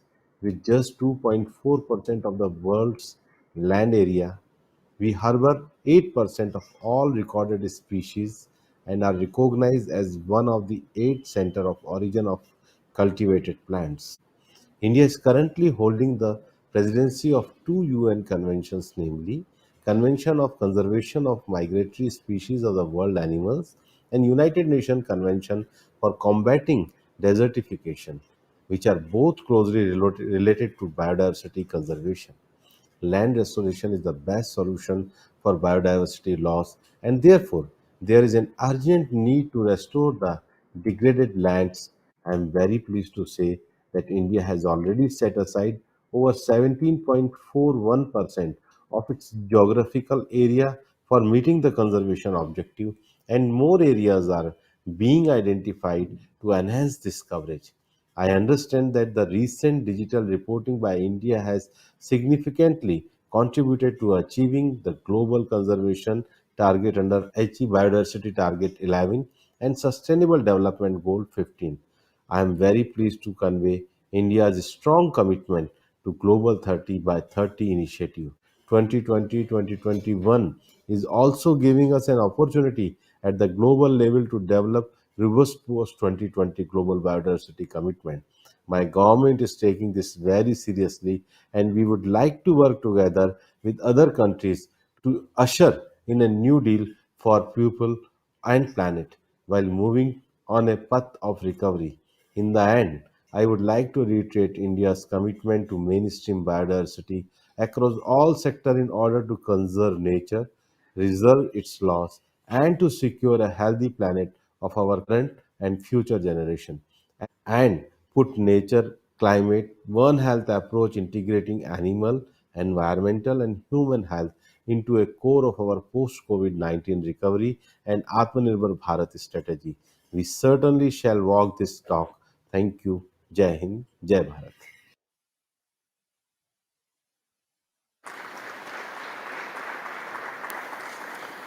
谢谢您的发言。下面有请 Our next speaker is going to be from Thailand, the Environment Minister from Thailand. Your Excellency, from Thailand, you have the floor. Mr. Chairman, distinguished delegates, ladies and gentlemen, on behalf of the Royal Thai Government, I would like to express our sincere gratitude to the People's Republic of China for hosting this important high-level meeting. I sincerely believe that the outcomes will be a significant momentum towards the second part of COP15. In this connection, Thailand would like to reiterate some key points. First, the post-2020 Global Diversity Framework should have the flexibility and take into account national circumstances and respective capacities. Second, its targets should be realistic and supported by practical means of implementation. Third, partnership and cooperation in the areas of financial support, technology transfer, and capacity building must be enhanced. Mr. Chairman, COVID-19 pandemic has demonstrated the close link between human and nature. It is also exacerbating the current planetary emergency of biodiversity loss and climate change, driving health of our planet into jeopardy. We cannot continue with this unsustainable development pathway. We do need to change. As we're entering the post-COVID-19 landscape, I trust that putting biodiversity on its path to recovery is crucial. On our part, Thailand has adopted a holistic approach guided by the sufficiency economy philosophy pioneered by His Majesty King Rama IX to address nature-based solutions. His Majesty King Rama X also initiated the reforestation, afforestation, and forest fire prevention project, aiming to restore the ecosystem through expanding green areas up to 55% of the country. Furthermore, we have elevated our efforts in managing biodiversity through several means, including the development of a legal framework and policy formulation. The 20-year national strategy, spanning from 2018 to 2037, has emphasized on the importance of conservation and sustainable use of biodiversity. The elements of the post-2020 Global Biodiversity Framework are already reflected in our long-term national strategy, as well as our National Biodiversity Strategic and Action Plan. Several acts have been revised or newly formulated, such as Forest Act, Community Forest Act, Wildlife Conservation and Protection Act, as well as Biodiversity Act.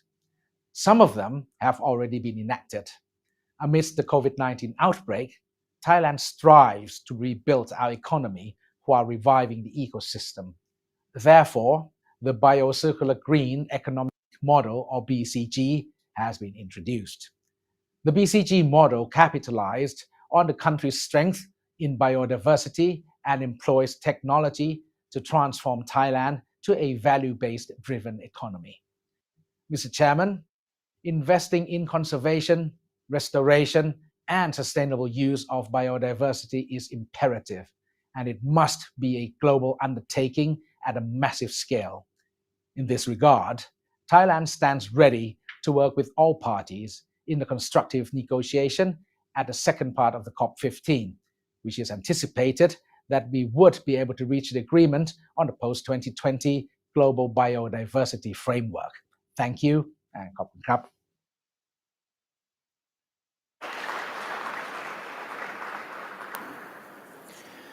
谢谢您的发言。下面请匈牙利农业部部长伊斯特万·纳吉博士发言。The next speaker is from Hungary. Tisztelt elnök úr, tisztelt kollégák! Megtiszteltetés számomra, hogy képviselhetem hazámat ezen a nemes rendezvényen. Mindenekelőtt szeretném a Kínai Népköztársaság kormányának a Biológiai Sokféleség Egyezmény részes felei 15. konferenciája és az ahhoz kapcsolódó magas szintű ülés megszervezéséért.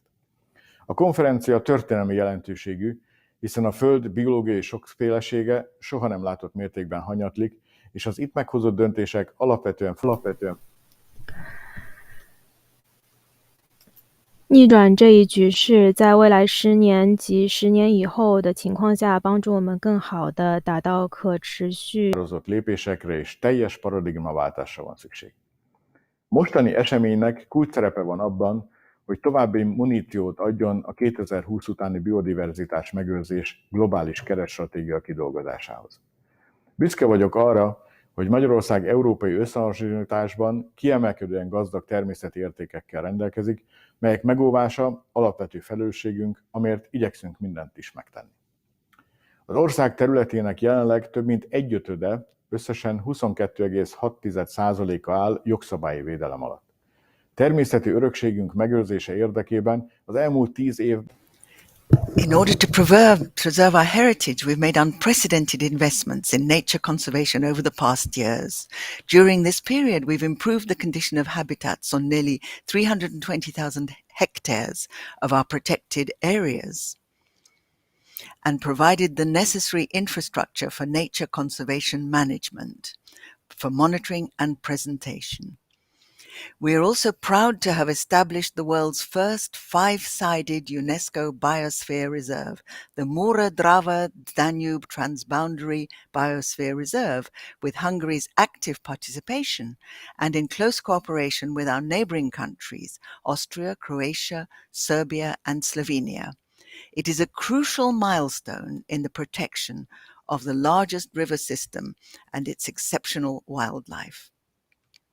Taking into account the international discussions about the GBF, but at the same time focusing on the main domestic problems, we're currently working on our new national biodiversity strategy up until 2030. We also consider the conservation of genetic resources, and therefore we launched a dedicated government program in 2019 to address this issue. We aim to focus on the protection of agrobiodiversity in the future, as the conservation of genetic diversity is essential for future generations to tackle natural and economic challenges, especially the negative consequences of climate change. Let me mention another issue particularly close to my heart, which is just as crucial for the maintenance of ecological balances for the future of human nutrition. Pollination is one of the key ecosystem services. I consider the protection of both wild pollinators and domestic honeybees to be of paramount importance. We will make every effort to eliminate the causes of their decline and to restore ecosystems with the involvement of the entire society. Thank you for your attention.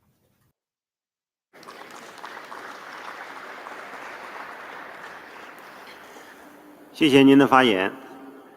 下面有请 Thank you for your statement. Now I give the floor. 先生。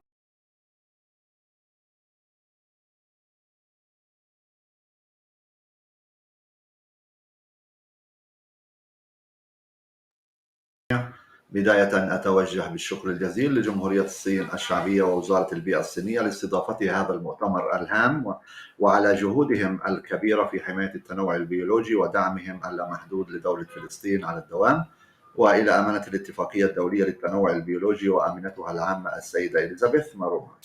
May I start by thanking China and the Minister for the Environment for hosting this conference, given توفير سبل العيش، كما أن تضمينها في خطط التنمية يساهم بشكل فعال في الحفاظ على التنوع البيولوجي في العالم وإلى توفير فرص العمل والنمو الاقتصادي الذي نحتاجه اليوم بشدة.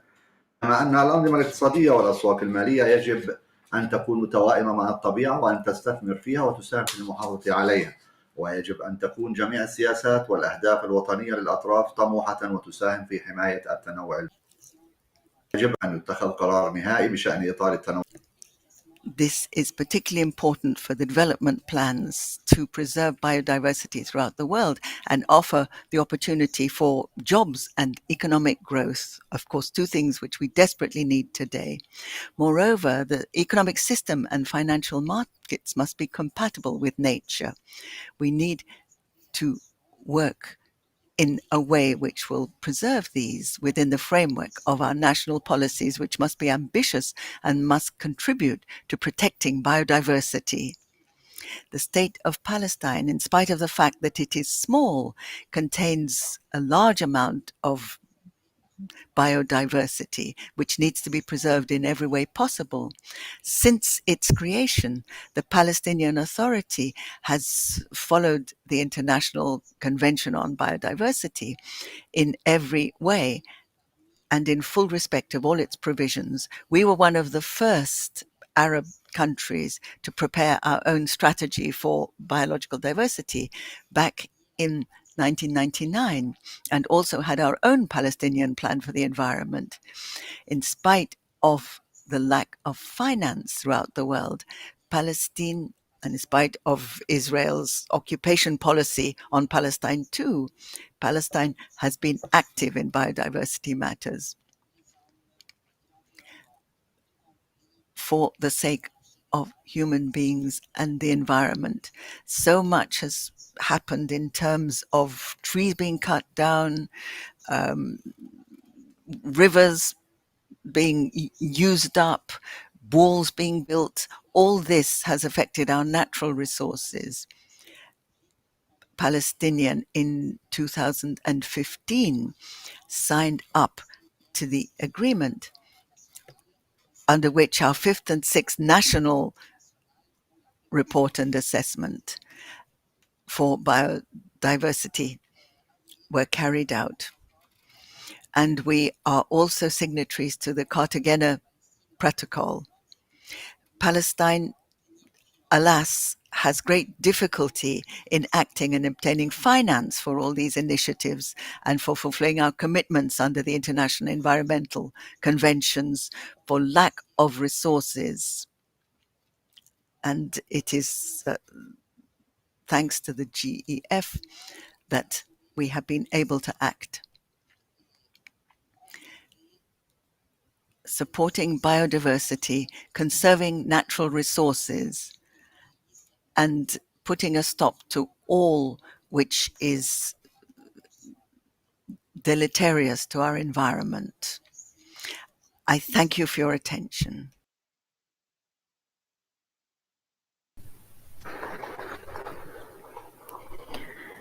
Thank you very much for the intervention. I now give the floor to Estonia, representative from Estonia. Your Excellency, the floor is yours. Excellencies, distinguished delegates, colleagues, I would like to express our deepest appreciation to the government of the People's Republic of China for hosting this high-level segment to celebrate the opening of the CBD COP15 in Kunming. Despite ambitious targets and agreements made at the global and regional levels, we have not been able to slow down the rate of loss and degradation of ecosystems. Efficient monitoring and management are necessary. In 2019, as the president of the fourth session of the UN Environment Assembly, Estonia led the adoption of the ministerial declaration to create a global environmental data strategy by 2025. Estonia is launching a global data for the Environment Alliance, or DEAL for short, bringing together countries interested in improving the quality and accessibility of environmental data and developing digital solutions.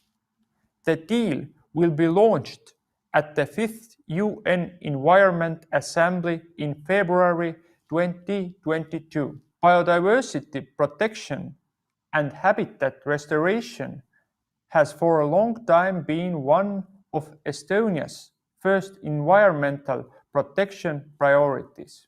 Today, 19.4% of Estonia's territory is covered by protected areas, and 27% of marine areas are protected.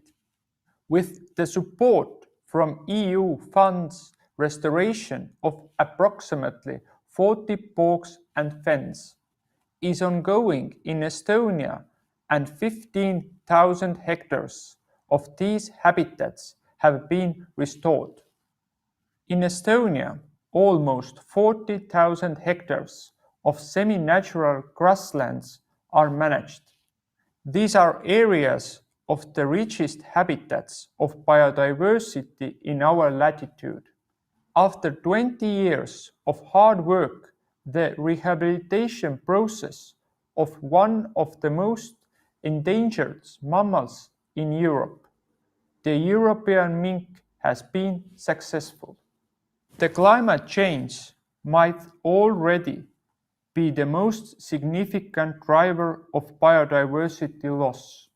To date, nature-based solutions supportive to biodiversity have not been sufficiently used in climate adaptation, although they can remarkably improve resilience to multiple climate hazards.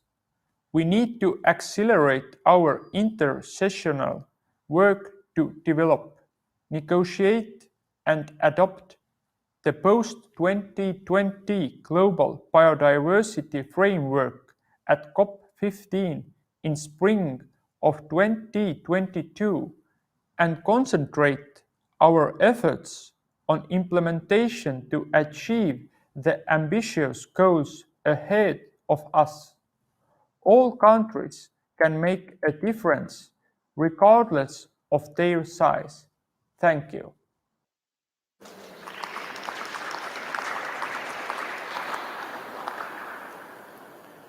谢谢您的发言。下面请哥斯达黎加环境和能源部部长安德烈·梅萨·莫里略女士发言。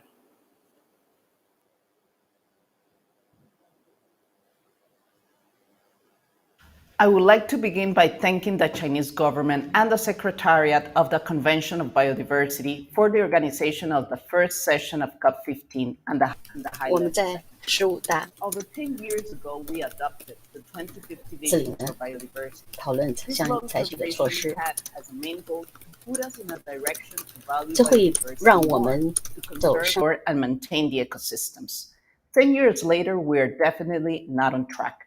As a matter of fact, evidence shows that we need to act now before it is too late to halt and reverse the current trends of biodiversity loss. As we move forward in this session of COP15, we must highlight our long-term vision for biodiversity, looking into it with a lens of urgent action. We must reassess our relationship with nature by rethinking our consumption and production patterns, strengthening the sustainable use of resources, and prioritizing investing in the protection of nature to help boost global economies. In the case of Costa Rica, we have recognized nature as an asset and that a nature-minded pathway is profitable.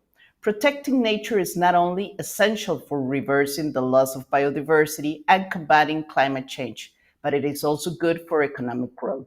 For instance, according to a recent study by UNDP, the total annual value of the Costa Rican's natural capital represents 23% of the Costa Rican's GDP by 2019. This shows that the significant contribution that nature provides to human, local, and global well-being.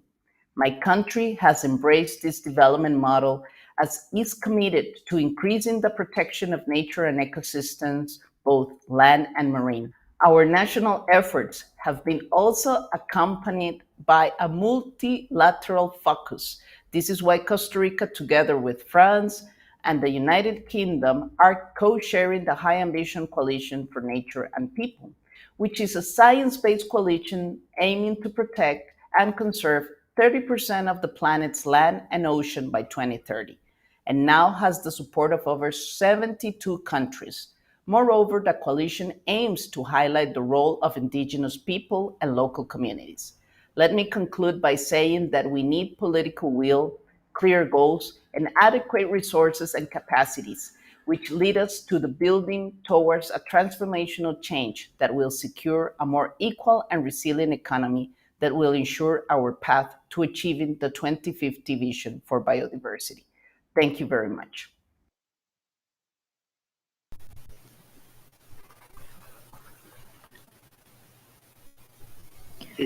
Thank you very much for the intervention. I now give the floor to the representative of Canada. Your Excellency, Minister, the floor is yours. Canada is committed to reaching the Convention on Biological Diversity's 2050 vision of living in harmony with nature. It is going to require urgent, concerted, and coordinated action to get us there. Recent global biodiversity and climate assessments have emphasized that if we maintain the status quo, more than 1 million species are at risk of extinction, and ecosystems will continue to unravel. This is a direct threat to human well-being. The current biodiversity, climate, and health crises are all interconnected, and to address these crises, scientific research shows that much more of the planet must be kept in a natural state. We thus urge all parties to commit at this two-part COP to protecting and conserving at least 30% of global land and ocean by 2030. Canada recognizes that we must do our part. We are home to 1/4 of the vast boreal forest, and peatlands. We are stewards to a large amount of the world's remaining wilderness, and we have the longest coastline in the world. That is why Canada has set 30 by 2030 as a domestic target, and we already have a plan and are allocated money to get there, $2.3 billion to meet our goal of protecting 25% of Canada's lands and oceans by 2025, which will set us on course for achieving at least 30% by 2030. Indigenous peoples in Canada will be key to our success. Canada is investing significantly in nature conservation projects led by Indigenous peoples, and together we are creating Indigenous protected and conserved areas. Beyond protected and conserved areas, Canada is also investing over $4 billion in nature-based climate solutions that include planting 2 billion trees and conserving and restoring wetlands, grasslands, forests, and agricultural lands. We believe the world should become nature positive by 2030. The new global biodiversity framework should set a nature positive goal of halting and reversing biodiversity loss by 2030. To achieve maximum results, our actions under the CBD must also be much more closely aligned with our efforts to mitigate and adapt to climate change under the Paris Agreement of the UNFCCC, and must be ensuring that these two agreements are closely aligned. For example, we need to work together to conserve the large intact biodiversity in carbon-rich areas of the world because they are critical to our planet's health.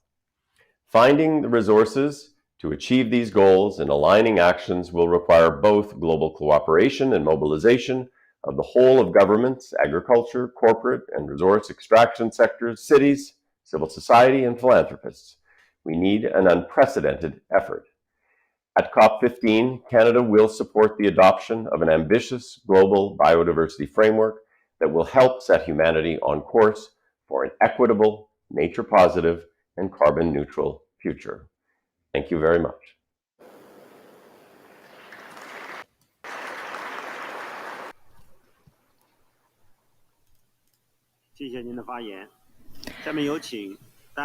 Thank you. Denmark, the representative of Denmark. Now the floor is yours, Your Excellency. Thank you to the People's Republic of China for hosting this important event, despite the many present challenges. An ambitious outcome of the negotiations on the post-2020 framework is urgently needed to put biodiversity on a path to recovery. Protecting nature and combating climate change are key priorities for Denmark. Halting the loss of biodiversity and mitigating climate change is no easy task, but we must tackle both crises as they are intrinsically linked. For Denmark, an ambitious new global biodiversity framework is essential not only to improve the global biodiversity status, but also to reduce CO2 emissions and improve climate change adaptation. To achieve this, we need to promote nature-based solutions. Denmark has joined the Global Ocean Alliance, Blue Leaders, and High Ambition Coalition for Nature and People, working for a global goal of 30% protected areas on land and in the oceans. Furthermore, the success of the new global biodiversity framework will be reliant on resource mobilization, innovative financial mechanisms, as well as technical and scientific support to biodiversity globally.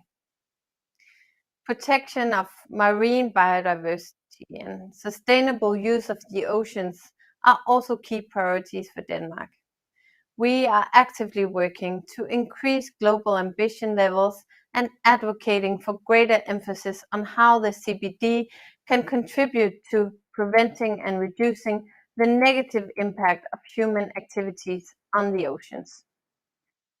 In that regard, we wish to see the post-2020 framework to complement activities under UNEA in regards to combating plastic pollution and marine litter. Denmark strongly supports an international, legally binding instrument to address plastic pollution at UNEA 5 in February 2022. An ambitious new global biodiversity framework should also underpin the importance of resource efficiency and promoting circular economy. Another Danish focus area for COP15 is indigenous peoples.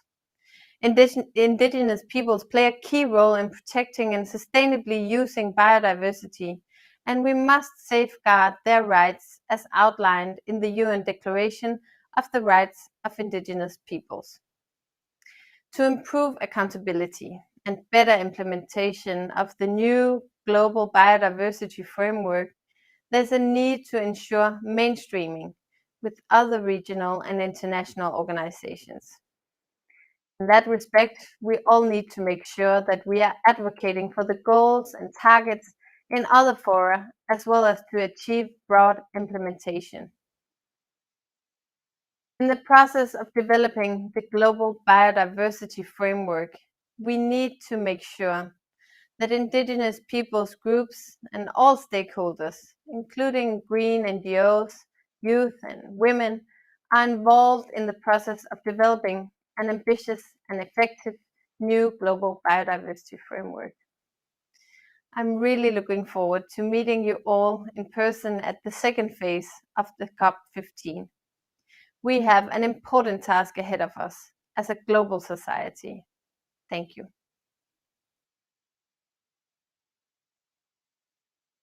Excellences, Mesdames. Thank you for your statements. I now give the floor to the Minister of Environment and Sustainable Development of Madagascar, Madam Minister, you have the floor. Excellences, Mesdames et Messieurs, Madagascar. Your Excellencies, ladies and gentlemen, Madagascar is known throughout the world for its rich biodiversity, unique on our planet. And sustainable management of this biodiversity is a first priority for our country. We have 123 protected zones covering an area of about 9 million hectares. This initiative is underpinned by our strategy to move forward by integrating conservation and sustainable development. We have the landscape approach, one of our priorities, to stamp out destructive practices and develop the aim of restoring a sustainably maintainable ecosystem and its different services. Currently, the various projects implemented within this framework for restoration are in line with this landscape approach. For instance, our plan for South Madagascar, with a green belt encompassing all types of terrain, dunes, river basins, agroforestry, pastoral areas, woodlands, and in the needs of the local populations, because it's necessary to have the involvement of all stakeholders if we are successfully to restore our landscapes and forests. As described in our National Adaptation Plan, the more impoverished and degraded an ecosystem is, the more its biodiversity is vulnerable to climate change. Our initiatives include securing in situ those ecosystems which are the most threatened, like dry forest, rainforest, mangroves, coral reefs, lakes and ponds, which serve as buffer zones for extreme events, and a restoration program for those ecosystems that serve as refuges from climate change.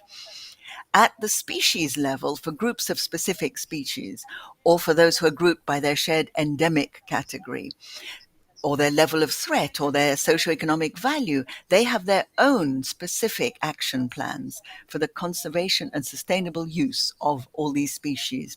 We're also part of the battle to combat abusive and illicit exploitation of resources and to advocate reducing all forms of destruction and pollution. But in spite of all our initiatives, our biodiversity continues to be depleted in Madagascar. Its struggle is not an easy one. 80% of our population is rural. People depend on natural resources.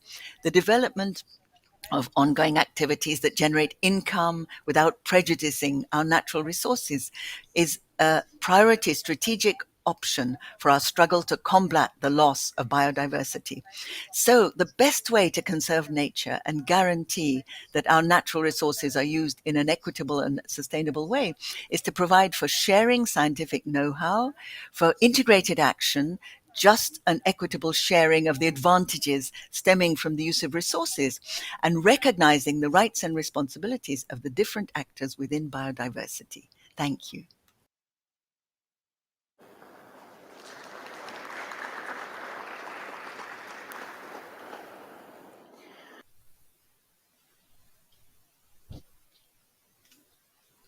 Thank you for your statement. I now give the floor to the Minister of Natural Resources and Environment of Laos. Madam, you have the floor. Excellencies, distinguished delegates, ladies and gentlemen, good afternoon. It's my honor to represent the government of the Lao People Democratic Republic to deliver my intervention to the high-level segment of 2020 UN Biodiversity Conference in the Roundtable A, putting biodiversity on a path of recovery. May I take this opportunity to express my sincere appreciation and congratulations to the government and people of China for hosting this important event and the CBD Secretariat for the excellent arrangement. Laopedia has a rich diversity of flora and fauna. The country realizes the importance of biological resources for sustaining human Assisting to the Convention on Biological Diversity in 1996. We have been trying our best to pursue our commitment to the development and implementation the National Biodiversity Strategy and Action Plan by establishing a national park system, strengthening management of protected area, and enacting legislation on natural resource management and environment protection. Since 2019, the Lao PDR had designated 5 national parks because these parks are of high international conservation value and high nature-based tourism potential. One of these national parks has been nominated as the Nature World Heritage Site for biodiversity protection in Lao PDR. Furthermore, we have established various mechanisms to ensure the socio-economic development is aligned in the green growth and sustainable development by mainstreaming the sustainable management of natural resources and environmental safeguards into the 9th 5-year National Socio-Economic Development Plan 2021-2025.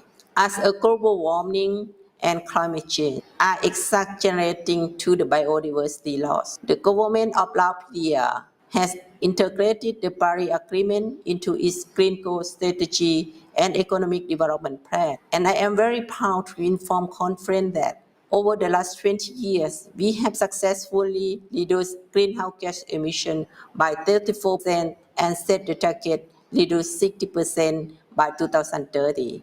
Excellencies, ladies and gentlemen, I would like to reaffirm its position and commitment in working closely with international community in protecting the resources towards achieving the 2030 Agenda for Sustainable Development. Taking this opportunity, I would also like to request the international community to make great efforts and contribution to assist us in progressing our region for rehabilitating species and ecosystem as outlined in our 2050 biodiversity vision. Significant economic benefits are to be gained from our action now. Thank you very much for your attention.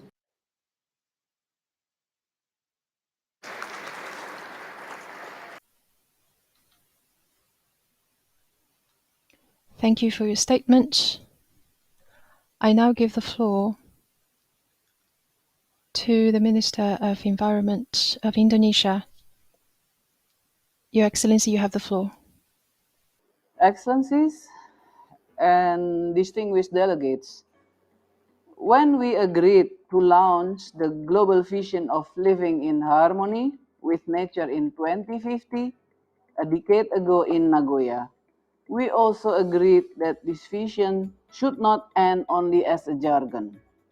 Rather, we envisioned it to be in the form of concrete actions and programs that would result in endless harmony for a better future.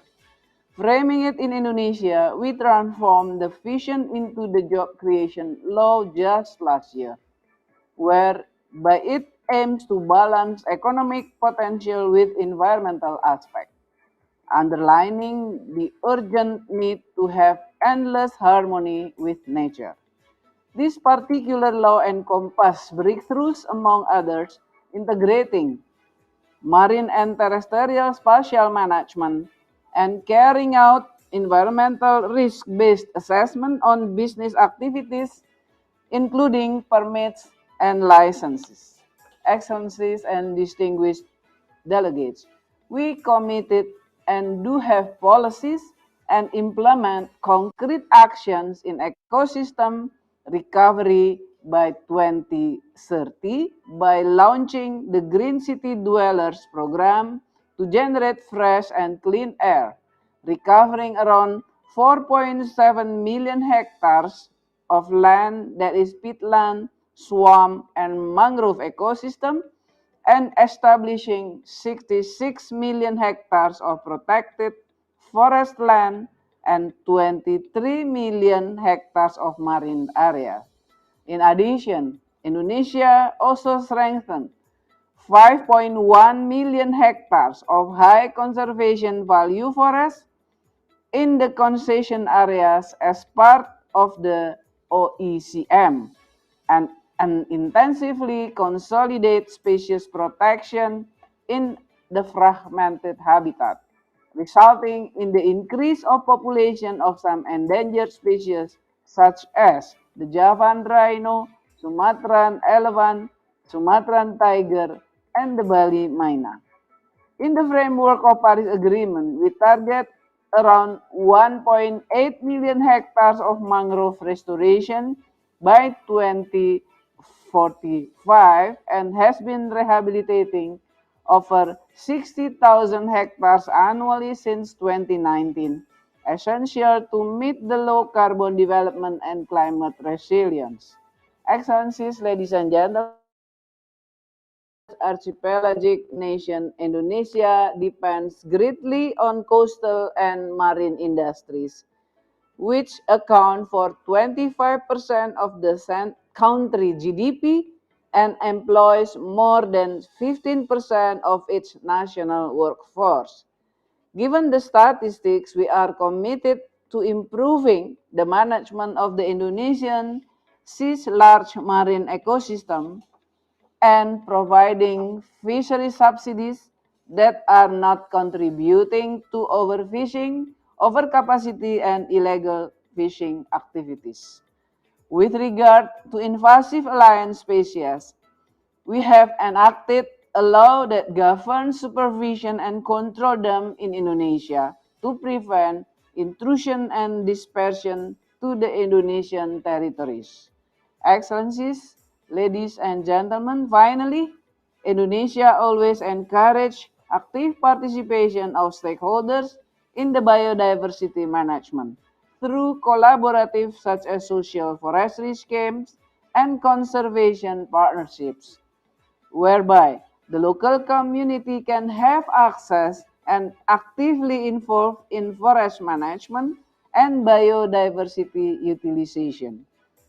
By establishing the customary forest and also in the management and supervision of important marine habitats for spawning and nursery areas. I thank you.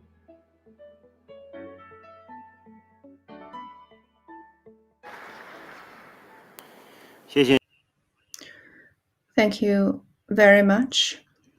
Now I give the floor to the Minister of Natural Resources and Environmental Protection of Myanmar. Excellency, ladies and gentlemen, first and foremost, on behalf of the government of the Republic of the Union of Myanmar, I would like to thank the government of the People's Republic of China for warm hospitality and excellent arrangement for this high-level ministerial meeting. Myanmar also would like to thank the CBD Secretariat for drafting biodiversity framework for the post-2020. Myanmar welcomes 2050 visions of a world of living in harmony with nature. Of the framework, I do believe that the framework will drive to achieve the objectives of the CBD through national level and site level implementations. Excellency, ladies and gentlemen, taking this opportunity, I would like to share the progress of conservation, restoration, and sustainable use of biodiversity in Myanmar. Forest protection, biodiversity conservation, and ecosystem restoration programs are our national priority, as well as for fulfilling our commitment to the Paris Climate Agreement. Accordingly, nationally funded Myanmar Rehabilitation and Reforestation Program, MRRP, 2017-2018 to 2026-2027, and reintroducing Natural Habitats for Wildlife Program, 2019-2020 to 2028-2029, were also initiated to strengthening sustainable forest management, restoration of degraded forests, accelerating biodiversity conservation, improving rural community, and mitigating climate change. This MRRP program targeted to restore about 640,000 acres of degraded forest through the establishment of forest plantations, as well as to conserve over 1.6 million acres by means of assisted natural regeneration, enrichment planting, and community forestry. Furthermore, Myanmar has already established 46 protected areas covering the 6.08% of the total country's area, and it will be extended up to the 10%. 10-year re-establishing natural habitats program is being implemented in order to accelerate biodiversity conservation, address the main drivers of biodiversity loss across landscapes and seascapes, and conserving habitat of the wildlife. Since the UN Decades on Ecosystem Restoration starts this year 2021, Myanmar is focusing on nature-based solutions in addressing environmental and forestry-related issues, as well as promoting restoration of ecosystem, protection, and sustainable management of natural resources to halt biodiversity loss, to enhance ecosystem services, and to achieve UN Sustainable Development Goals. Recognizing the important role of indigenous peoples and local communities, the Conservation of Biodiversity and Protected Area Law was enacted in 2018, which allowed the community participatory protected area management, favoring the harmonization of sustainable socio-economic development of local communities and sustainability of biodiversity conservation. Myanmar would like to recommend moving forward for translating policy into sound actions with all-inclusive and nature-based approach for investing in conservation, restoration, and sustainable use of biodiversity, and addressing the main driver of biodiversity loss across landscape and seascapes, and engaging all people. Thanks for your kind attention.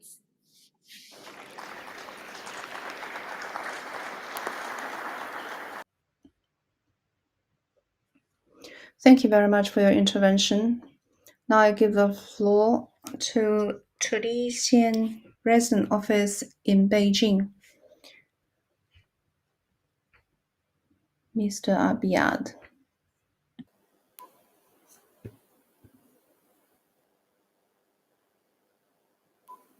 Microphone to Tunisia in the room, please. Thank you. السيد خوان كرونكيو وزير الإيكولوجيا والبيئة بجمهورية الصين الشعبية ورئيس الدورة 15 لمؤتمر الأطراف للتنوع البيولوجي. الدكتورة ياسمينة فؤاد وزيرة البيئة بجمهورية مصر العربية ورئيسة الدورة 14 لمؤتمر الأطراف للتنوع البيولوجي. السيدة إليزابيث ماروما مريما الأمينة التنفيذية لاتفاقية الأمم المتحدة حول التنوع البيولوجي. السيدة إنجر أندرسون المديرة التنفيذية لبرنامج الأمم المتحدة للبيئة. أصحاب المعالي والسعادة، حضرات السيدات والسادة، يطيب لي المشاركة حضوريا في أشغال هذه الدورة برفقة بقية أعضاء الوفد المشارك عن بعد من تونس. واسمحوا لي بهذه المناسبة أن أتقدم بجزيل الشكر والامتنان إلى أمانة اتفاقية التنوع البيولوجي وكافة الدول والأطراف في اتفاقية التنوع البيولوجي وبروتوكولاتها، وكافة من أمنوا لنا تنظيم هذه القمة حضوريا وافتراضيا لدعم العمل على المستوى الدولي لمواجهة تدهور الموارد الطبيعية والمنظومات البيئية ومضاعفة المجهودات لتوجيه الخيارات التنموية خلال فترة التعافي ما بعد كوفيد-19 نحو الحلول المبنية على الطبيعة. ولا يفوتني التنويه بمجهودات الدكتورة ياسمين فؤاد وزيرة البيئة بجمهورية مصر العربية خلال ترأسها للدورة الفارطة لمؤتمر الأطراف لاتفاقية التنوع البيولوجي، مع التمنيات بالنجاح والتوفيق للرئاسة الصينية لمواصلة قيادة المجموعة الدولية في اتجاه دعم حماية البيئة على البسيطة. حضرات السيدات والسادة، بيّنت كل تقارير الخبراء الصادرة خلال الفترة الأخيرة حجم الخسائر والأضرار التي لحقت المنظومات والثروات الطبيعية ورأس المال الطبيعي نتيجة عديد العوامل البشرية والطبيعية، والتي يمكن أن تفضي إلى تدهور نهائي غير قابل للإصلاح بعديد المناطق وبالخصوص بمنطقة إفريقيا والمتوسط لما تشهده من ضغوطات بشرية وشح مائي مخيف. وتتزامن هذه القمة مع إعلان الجمعية العامة للأمم المتحدة لعقدي استعادة النظم الإيكولوجية والابتكار من أجل علوم المحيطات. وفي ظل هذه التحديات انخرطت تونس في المجهودات والمبادرات الأممية لحماية التنوع البيولوجي واستغلاله المستدام والتقاسم العادل للمنافع المتأتية من الموارد الجينية باعتبارها محركا أساسيا لدفع التنمية والتشغيل ومقاومة الفقر والأمن الغذائي والصحي. وفي هذا الإطار فقد اتخذت تونس بالخصوص الإجراءات التالية: أولا، استكمال إجراءات الانضمام للمنظومة القانونية للاتفاقية الأممية للتنوع البيولوجي بعد المصادقة حديثا على بروتوكول ناغويا. ثانيا، تطوير الاستراتيجيات المتعلقة بالتنوع البيولوجي والاقتصاد الأزرق ومقاومة التلوث البحري بالنفايات البلاستيكية والحد من تدهور الأراضي والحد من مخاطر الكوارث الطبيعية. ثالثا، تعيين المساهمات المحددة وطنيا مع رفع مستوى الطموح الوطني من خلال التقليص من كثافة الكربون ب45% في أفق سنة 2030، ووضع برنامج عمل وطني للتأقلم واستراتيجية وطنية للتنمية ذات الانبعاثات المنخفضة للتوجه نحو الحياد الكربوني بحلول سنة 2050. رابعا، بلورة مشاريع للعناية بالنظم البيئية والطبيعية كالواحات والغابات والمناطق البحرية والساحلية، والسعي لتعبئة الموارد المالية اللازمة لتنفيذها في إطار التعاون الثنائي ومتعدد الأطراف. حضرات السيدات والسادة، استئناسا بتوجهات الإطار العالمي للتنوع البيولوجي الذي نأمل اعتماده خلال الجزء الثاني من قمتنا هذه والتي سينعقد بكونمينغ بجمهورية الصين الشعبية، فإننا نعمل في تونس على تطوير وتجسيم مكونات الاستراتيجية الوطنية للتنوع البيولوجي من خلال ما يلي: أولا، ترفيع نسبة المساحات المحمية البرية والبحرية. ثانيا، مزيد العناية بالمنظومات البيئية والتنوع البيولوجي والحد من التلوث البحري والحد من التلوث بالبلاستيك. ثالثا، المتابعة الدقيقة المبنية على الجانب العلمي ولوضعية التنوع البيولوجي. رابعا، دعم تأقلم التنوع البيولوجي مع التغيرات المناخية. خامسا اعتماد الحلول المبنية على الطبيعة خلال فترة الإنعاش ما بعد الكوفيد.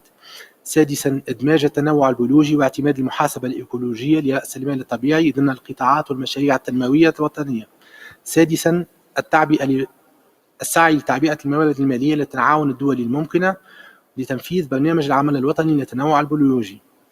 وختاما تدعو تونس كافة الدول والهيئات العاملة في الميدان البيئي لإحداث مصادر تمويل لتيسير تنفيذ التوجهات الدولية الرامية لمواجهة تدهور المنظومات البيئية الطبيعية في أسرع الآجال وبدون تأخير أو تلكؤ وقبل فوات الأوان، من أجل حماية التراث الدولي للتنوع البيولوجي أينما كان في البر أو البحر، نباتيا أو حيوانيا، بأي منطقة من البسيطة، وبخصوص بالمناطق التي تشهد ضغوطات غير مسبوقة لتأثير التغيرات المناخية.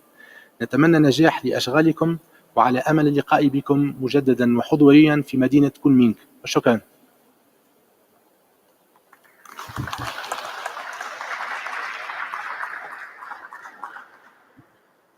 谢谢您的发言。下面呢，我们进行今天圆桌会议的最后一位发言者，有请科克迪瓦环境与可持续发展部内阁主任夸迪奥·巴菲特先生发言。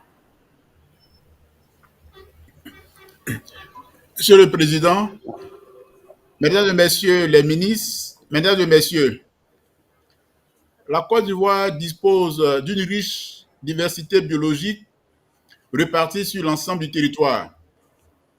Cependant, elle fait face à une érosion croissante de cette diversité biologique qui est marquée entre autres par la déforestation, la pollution de l'eau, les espèces exotiques envahissantes, la surexploitation des ressources biologiques, la destruction des habitats, etc. Il est donc bon de noter que malgré les avancées technologiques actuelles, l'homme dépend encore entièrement d'écosystèmes sains et dynamiques pour ses besoins vitaux. Ayant donc pris la pleine mesure de l'érosion de la biodiversité du pays, l'État se mobilise à travers la prise de mesures juridiques, institutionnelles et la mise en œuvre d'actions vigoureuses pour réduire les impacts de ces activités sur la biodiversité et renforcer surtout la lutte contre la dégradation des écosystèmes. Je voudrais citer au plan institutionnel les mesures prises par la Côte d'Ivoire. Il s'agit de la mise en place de ministères en charge de l'environnement et du développement durable, de ministères des eaux et forêts, de ministère de l'Agriculture et de ministère des Ressources animales et halieutiques. Au plan institutionnel aussi, je voudrais citer des lois, des décrets qui ont été pris par la Côte d'Ivoire, notamment le Code de l'eau, le Code de l'environnement, le Code forestier, le Code minier et bien d'autres lois pour réglementer les domaines de l'environnement, du social et de l'économie. Au plan politique et stratégique, la Côte d'Ivoire est membre de la coalition de la haute ambition pour la nature et les peuples. La Côte d'Ivoire a également élaboré une politique nationale de l'environnement, assortie d'une stratégie, un plan d'action sur la biodiversité, et la Côte d'Ivoire dispose d'une stratégie de réduction des risques de catastrophe. La Côte d'Ivoire a également adhéré au mécanisme RED+ en 2012, qui lui a permis de développer des initiatives telles que l'agriculture zéro déforestation, la caoculture, qui tiennent compte donc de la préservation de l'environnement. Ce sont donc des initiatives qui visent à contribuer à la restauration du couvert forestier. Et enfin, je voudrais faire noter que la Côte d'Ivoire, avec l'appui du programme des Nations Unies pour l'environnement, a créé une aire marine protégée à Grand Bérébi en décembre 2020 et envisage la création de 5 autres aires marines protégées très rapidement. Mesdames et Messieurs, Monsieur le Président, en matière de conservation de la biodiversité, la Côte d'Ivoire a créé depuis 1926, par arrêté et par décret, un réseau d'aires protégées. Je vais citer les forêts classées. Nous en avons 234 qui couvrent une superficie d'environ 4 millions d'hectares. Je voudrais citer les 8 parcs nationaux dont dispose la Côte d'Ivoire qui couvrent une superficie d'1 700 000 hectares. Les 5 réserves naturelles dont dispose la Côte d'Ivoire également, Et enfin, la Côte d'Ivoire dispose de 16 réserves botaniques qui couvrent une superficie d'environ 200 000 hectares. D'autres initiatives en matière, donc, en direction de l'habitat terrestre côtier et des forêts sacrées sont envisagées par la Côte d'Ivoire. Malgré tous ces efforts, il est important de mener des actions vigoureuses contre la perte de la biodiversité. Et ces actions consistent à promouvoir de nouveaux modes de production plus durables, consistent à sensibiliser, informer, mobiliser l'ensemble des parties prenantes, y compris le secteur privé, surtout en matière de reforestation. Ces actions consistent également à promouvoir l'approche écosystémique des pêches permettant de réconcilier exploitation et conservation des espèces. Ces actions consistent également à intégrer la protection de la biodiversité et de l'environnement dans tous les plans, les programmes et projets de développement. La Côte d'Ivoire mène également des actions pour renforcer la création d'aires marines protégées et terrestres. Tout à l'heure, je l'ai évoqué dans mon propos. Et la Côte d'Ivoire envisage d'accompagner les collectivités dans l'élaboration de la mise en œuvre de leur agenda 21 local. La Côte d'Ivoire envisage également promouvoir l'accès aux technologies respectueuses de l'environnement.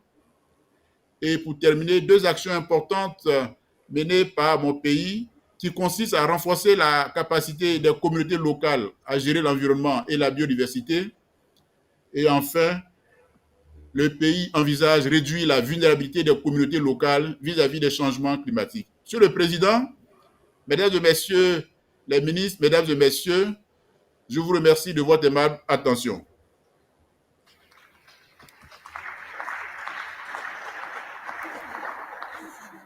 谢谢您的发言。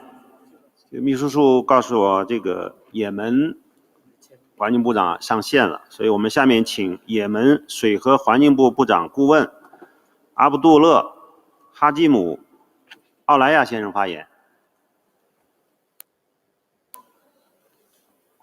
So Yemen, you have the floor.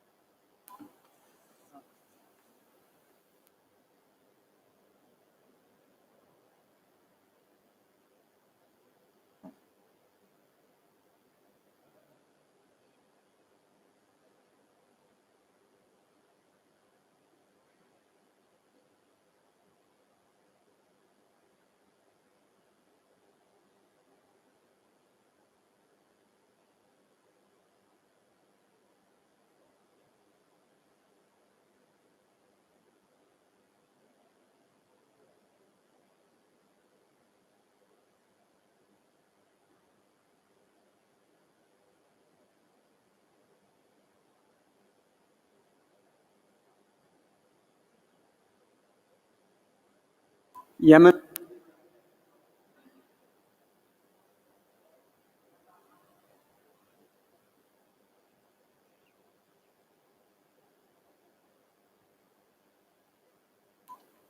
Okay. “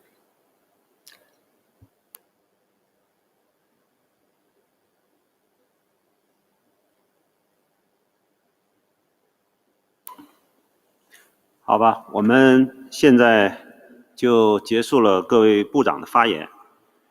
在会议的最后，请允许我感谢阿根廷科尔多瓦大学迪亚斯教授和中国科学院魏辅文院士的精彩介绍。” Excellencies and distinguished delegates, we have come to the end of our time. In bringing this session to a close, I'd like to thank my co-chair, our experts, Professor Sandra Diaz and Mr. Wei Fuwen, and all the participants for your valuable input to the discussions. 特别要感谢34位部长畅所欲言和经验的分享，也感谢埃及环境部长亚塞敏·福阿德女士和我共同主持了今天晚上的圆桌会议。I would also like to express my gratitude to all the 34 ministers for your opinions and experience sharings.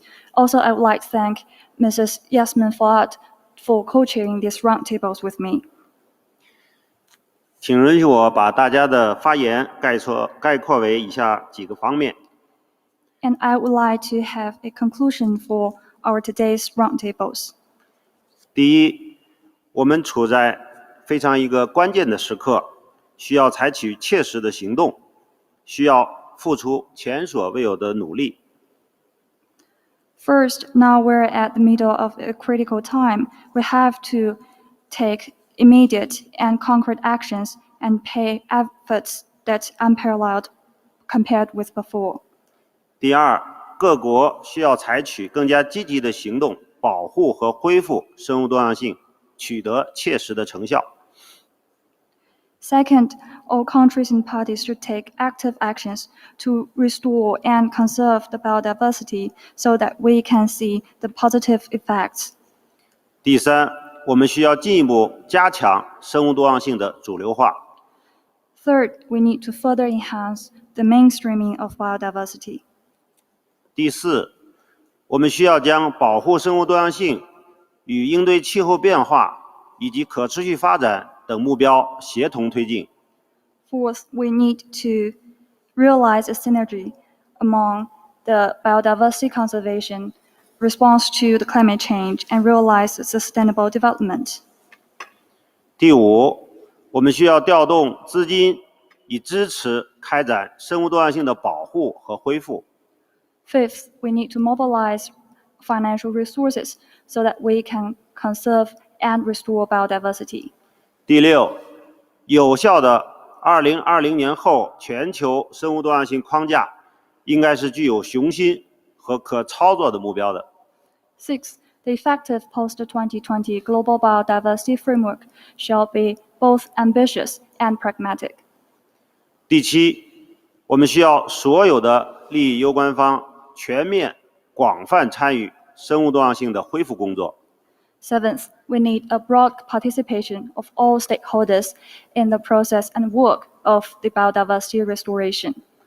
我相信各位部长的发言将为我们接下来制定兼具雄心和务实的2020年后全球生物多样性框架奠定坚实的基础。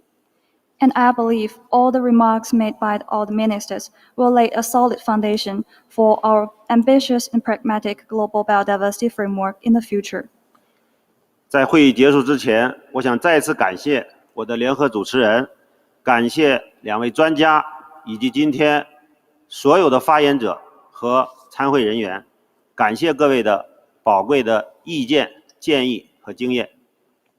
Last but not least, I would like to thank again my co-chairs, Mrs. Yasmin Fuad, and our two experts, and all the delegates, ministers, speakers, distinguished guests, for your valuable time and your valuable opinions.